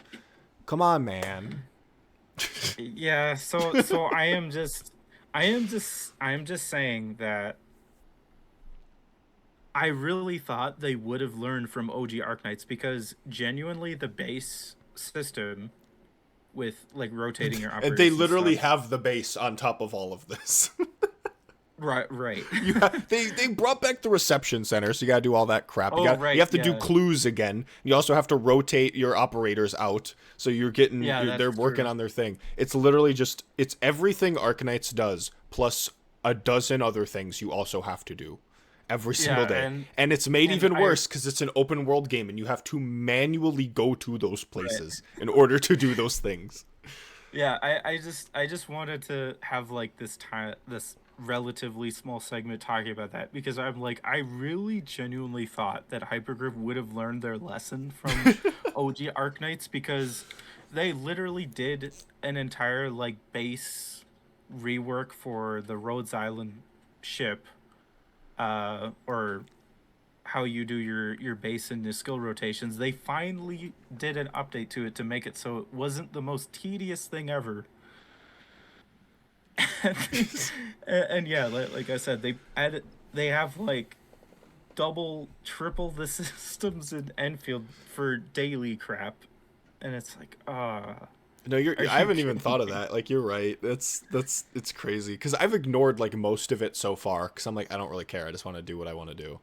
But it's like Yeah, once you reach the point where there's not much actual stuff to do, that's all you're going to be allowed to do, and it's going to be like, oh right. man, this is gonna it's going to get tedious. 'Cause like, there's no reason to log into the game anymore. Yeah. And and the other thing too is that every new recycling station, every new like unlock you do, you have to spend X number of valley credits or whatever to upgrade it all the way so you get your maximum yield every day of the daily refresh. It's just like, oh, Yeah, more resource sinks to why? encourage you to farm even more. Like I don't know. I just don't understand it. It's Well, that's how you get people logging in every day, Louie. That's how the number go up. oh no. Man, we were supposed to be positive. What the fuck? Oh I yeah, guess it is. It's that's difficult true. to say like because the base is the best part, but it is really hard to talk about like what makes the base so good, other than just like it actually allows you to make decisions. It's the only part of Enfield that doesn't actively infantilize the player, and even then it does that half the time with its horrible tutorials. Because Yeah. that's I mean that's like the main takeaway I've had. Like this is like the ending of Tobo's big video. It's the like Endfield is so scared of having a player leave their game because they're too frustrated or they don't feel like because they're afraid of having someone fail and getting frustrated and leaving the game. That's what Enfield feels like. Everything needs to cater towards the lowest common denominator, that you're treated like an actual moron for just playing the game. And because the base is the only part that doesn't like that actually respects your intelligence to do your own thing and to create your own thing and to connect, do these massive like worldwide connections. That's the part of the game that feels the most interesting, while everything else just feels like very linear in surface level slop that's very difficult to kind of it's going to get boring very easily, much like the how I described the Yeah. combat and the story just being this bare bones nothing slop burger. It's Yeah. It's something else. I mean, as we've talked about, like we have enjoyed for the most yeah, part we should enjoyed our re-clarify. time in Enfield. Yes, we are having fun. And again, our despite all of its many flaws, Enfield is Yeah. still better than basically every other gotcha game.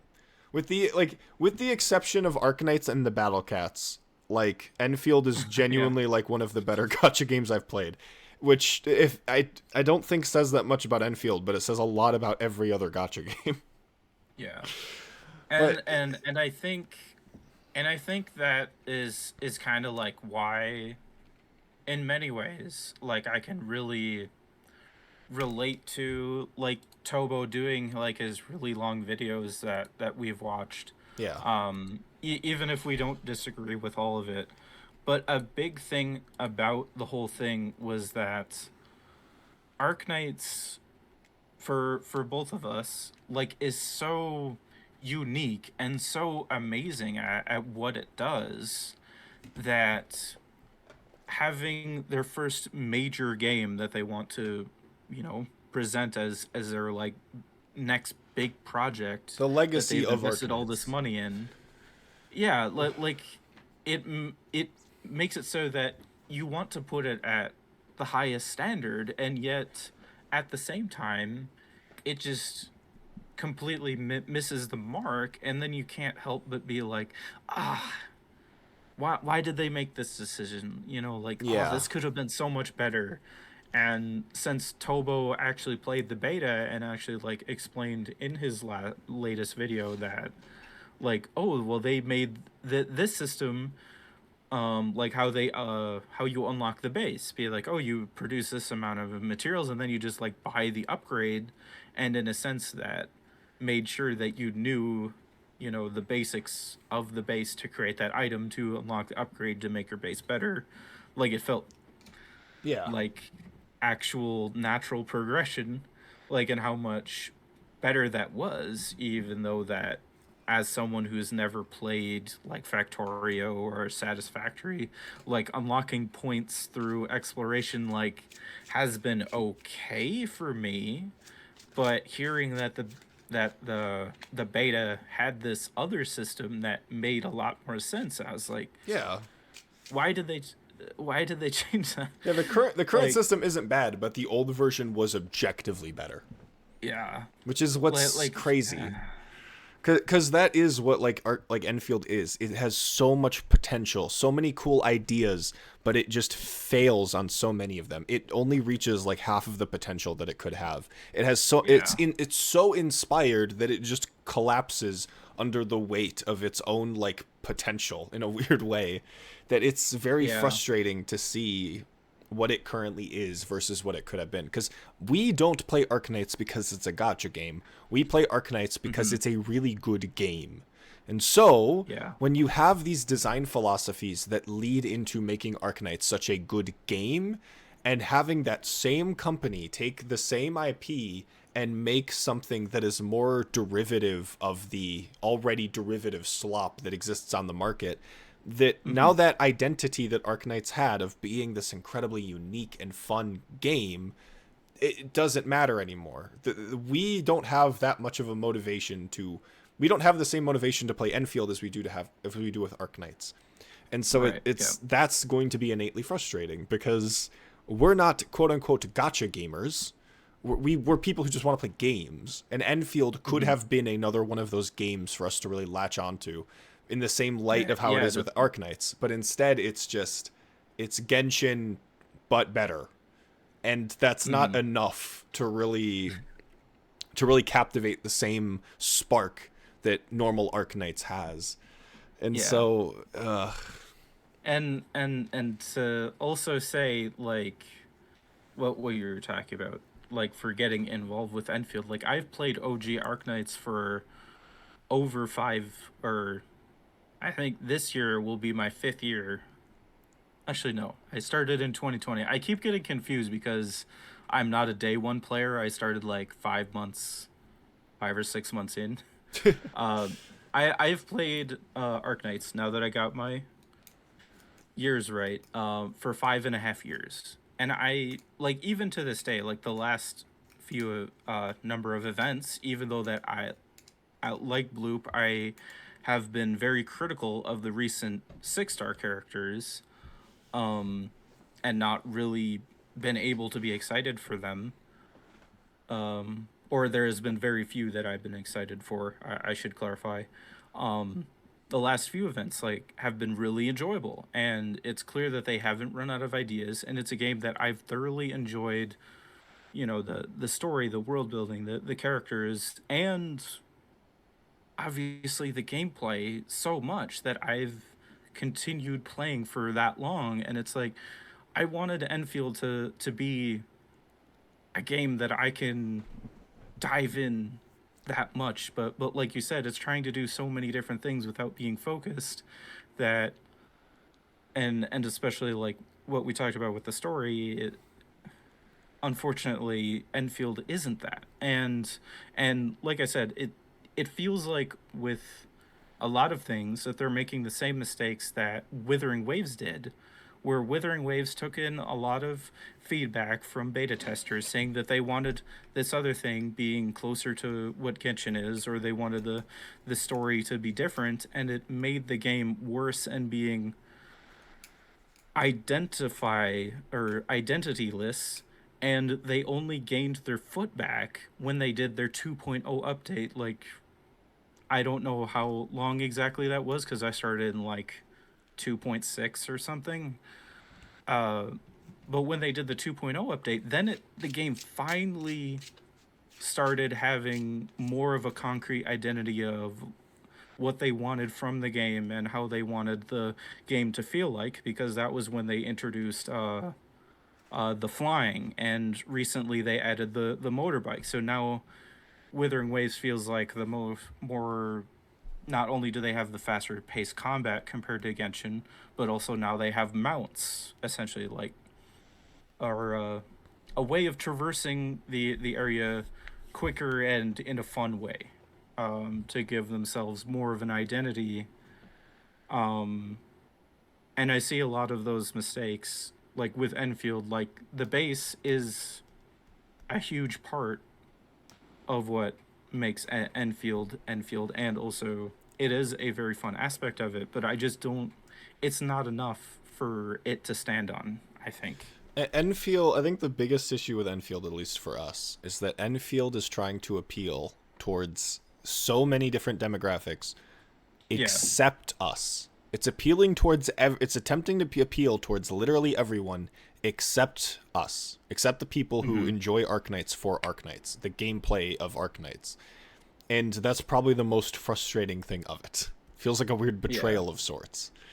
And so it's, again, we should clarify, we're not saying any of this because we hate Enfield and we want everyone to hate it, and that if you do enjoy Enfield, you're some evil person. No, that's stupid. That's dumb. We enjoy Enfield and we want it to be the best game that it can. When we are saying all of these, the reason why we're this critical of the game is because these flaws mean something to us. It's something that sticks out to us because we know it could be better. We're passionate about Enfield and we want it to be the best that it can be. That's why we're critical. I just want to clarify that because there's a lot of people, especially around like Tobo and stuff, that will get very mad because although he was critical of, the game and its community and the people who have, whose decisions have led to the game, decreasing in quality, it's not meant to be something that's done out of hatred. It's something that's done out of a passion for something that we care about.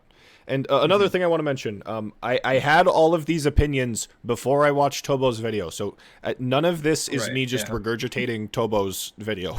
A lot of the shit that he said in that video, I basically already agreed with. So it's obviously we referenced the video, but don't get the impression that we're just restating his video. This is all stuff that we've had before I even watched the video. So yeah, finding out the admin had amnesia, for an example, firsthand, was like a major facepalm moment. I genuinely laughed out loud when that happened. It was, I mean, I streamed it. I don't remember if I laughed out loud, but it was funny. It was stupid. I didn't like it. I think I probably didn't physically facepalm, but I certainly did mentally. Okay, we have to end. Okay, we have to end this off with one positive thing. Is there one positive thing you could say about Enfield, Loey? Wu Ling looks beautiful. That's We haven't got there yet. We can't based say on based on the previews. like, based Loey, on that the doesn't spoilers. count. Loey, that doesn't count. Oh. We haven't been there yet. Yeah, the game might get better. That's yeah. They have a funny owl man. Andre is funny. Andre is funny. Talks about how he's like this old geezer. You know what's funny about complains Andre? his bones. Andre is the only character with a character trait because he will genuinely say "who," like just as a weird tick that he does. Oh, that's true. Yeah. He's the only character that is a character. See, he's an owl. Don't you get it? Yeah, that's why he says it. He goes "who," like he's just like will say "who" because he's an owl. He's just an owl person. He's genuinely like one of the best characters. Yeah, it's weird. He's one of the only like actual characters because he has like character traits you could latch on to, and like actual flaws because he can be a little like he's a bit of a coward, but at the same time he can be a little ahead of himself. If there's one positive thing I will say, is that they made Crush a physical status, and it is like the entire basis for my physical status lineup is inflicting Crush. And the fact that Japan and the administrator inflict Crush make Enfield the best game of the year, 10 out of 10. 100%. Mm-hmm. I loved it when administrator says, Yeah. Get crushed. Yeah, get crushed, and the enemies get crushed all over the place. No, the favorite part is when the administrator says it's like he's literally, what the fuck does he say? It's like it's time, like this is the end. Like he, It's time to end this. yeah, he says something cheesy like that. It's hilarious. Maybe the writing isn't that bad as long as you don't take it seriously and you only laugh at it. Well, that'll be it for us today. Thank you all for watching our Crushcast. Yeah. It's been a while, but hopefully we'll make some more of these. So Yeah. yeah, thank you all for watching. I love you all and have a great day.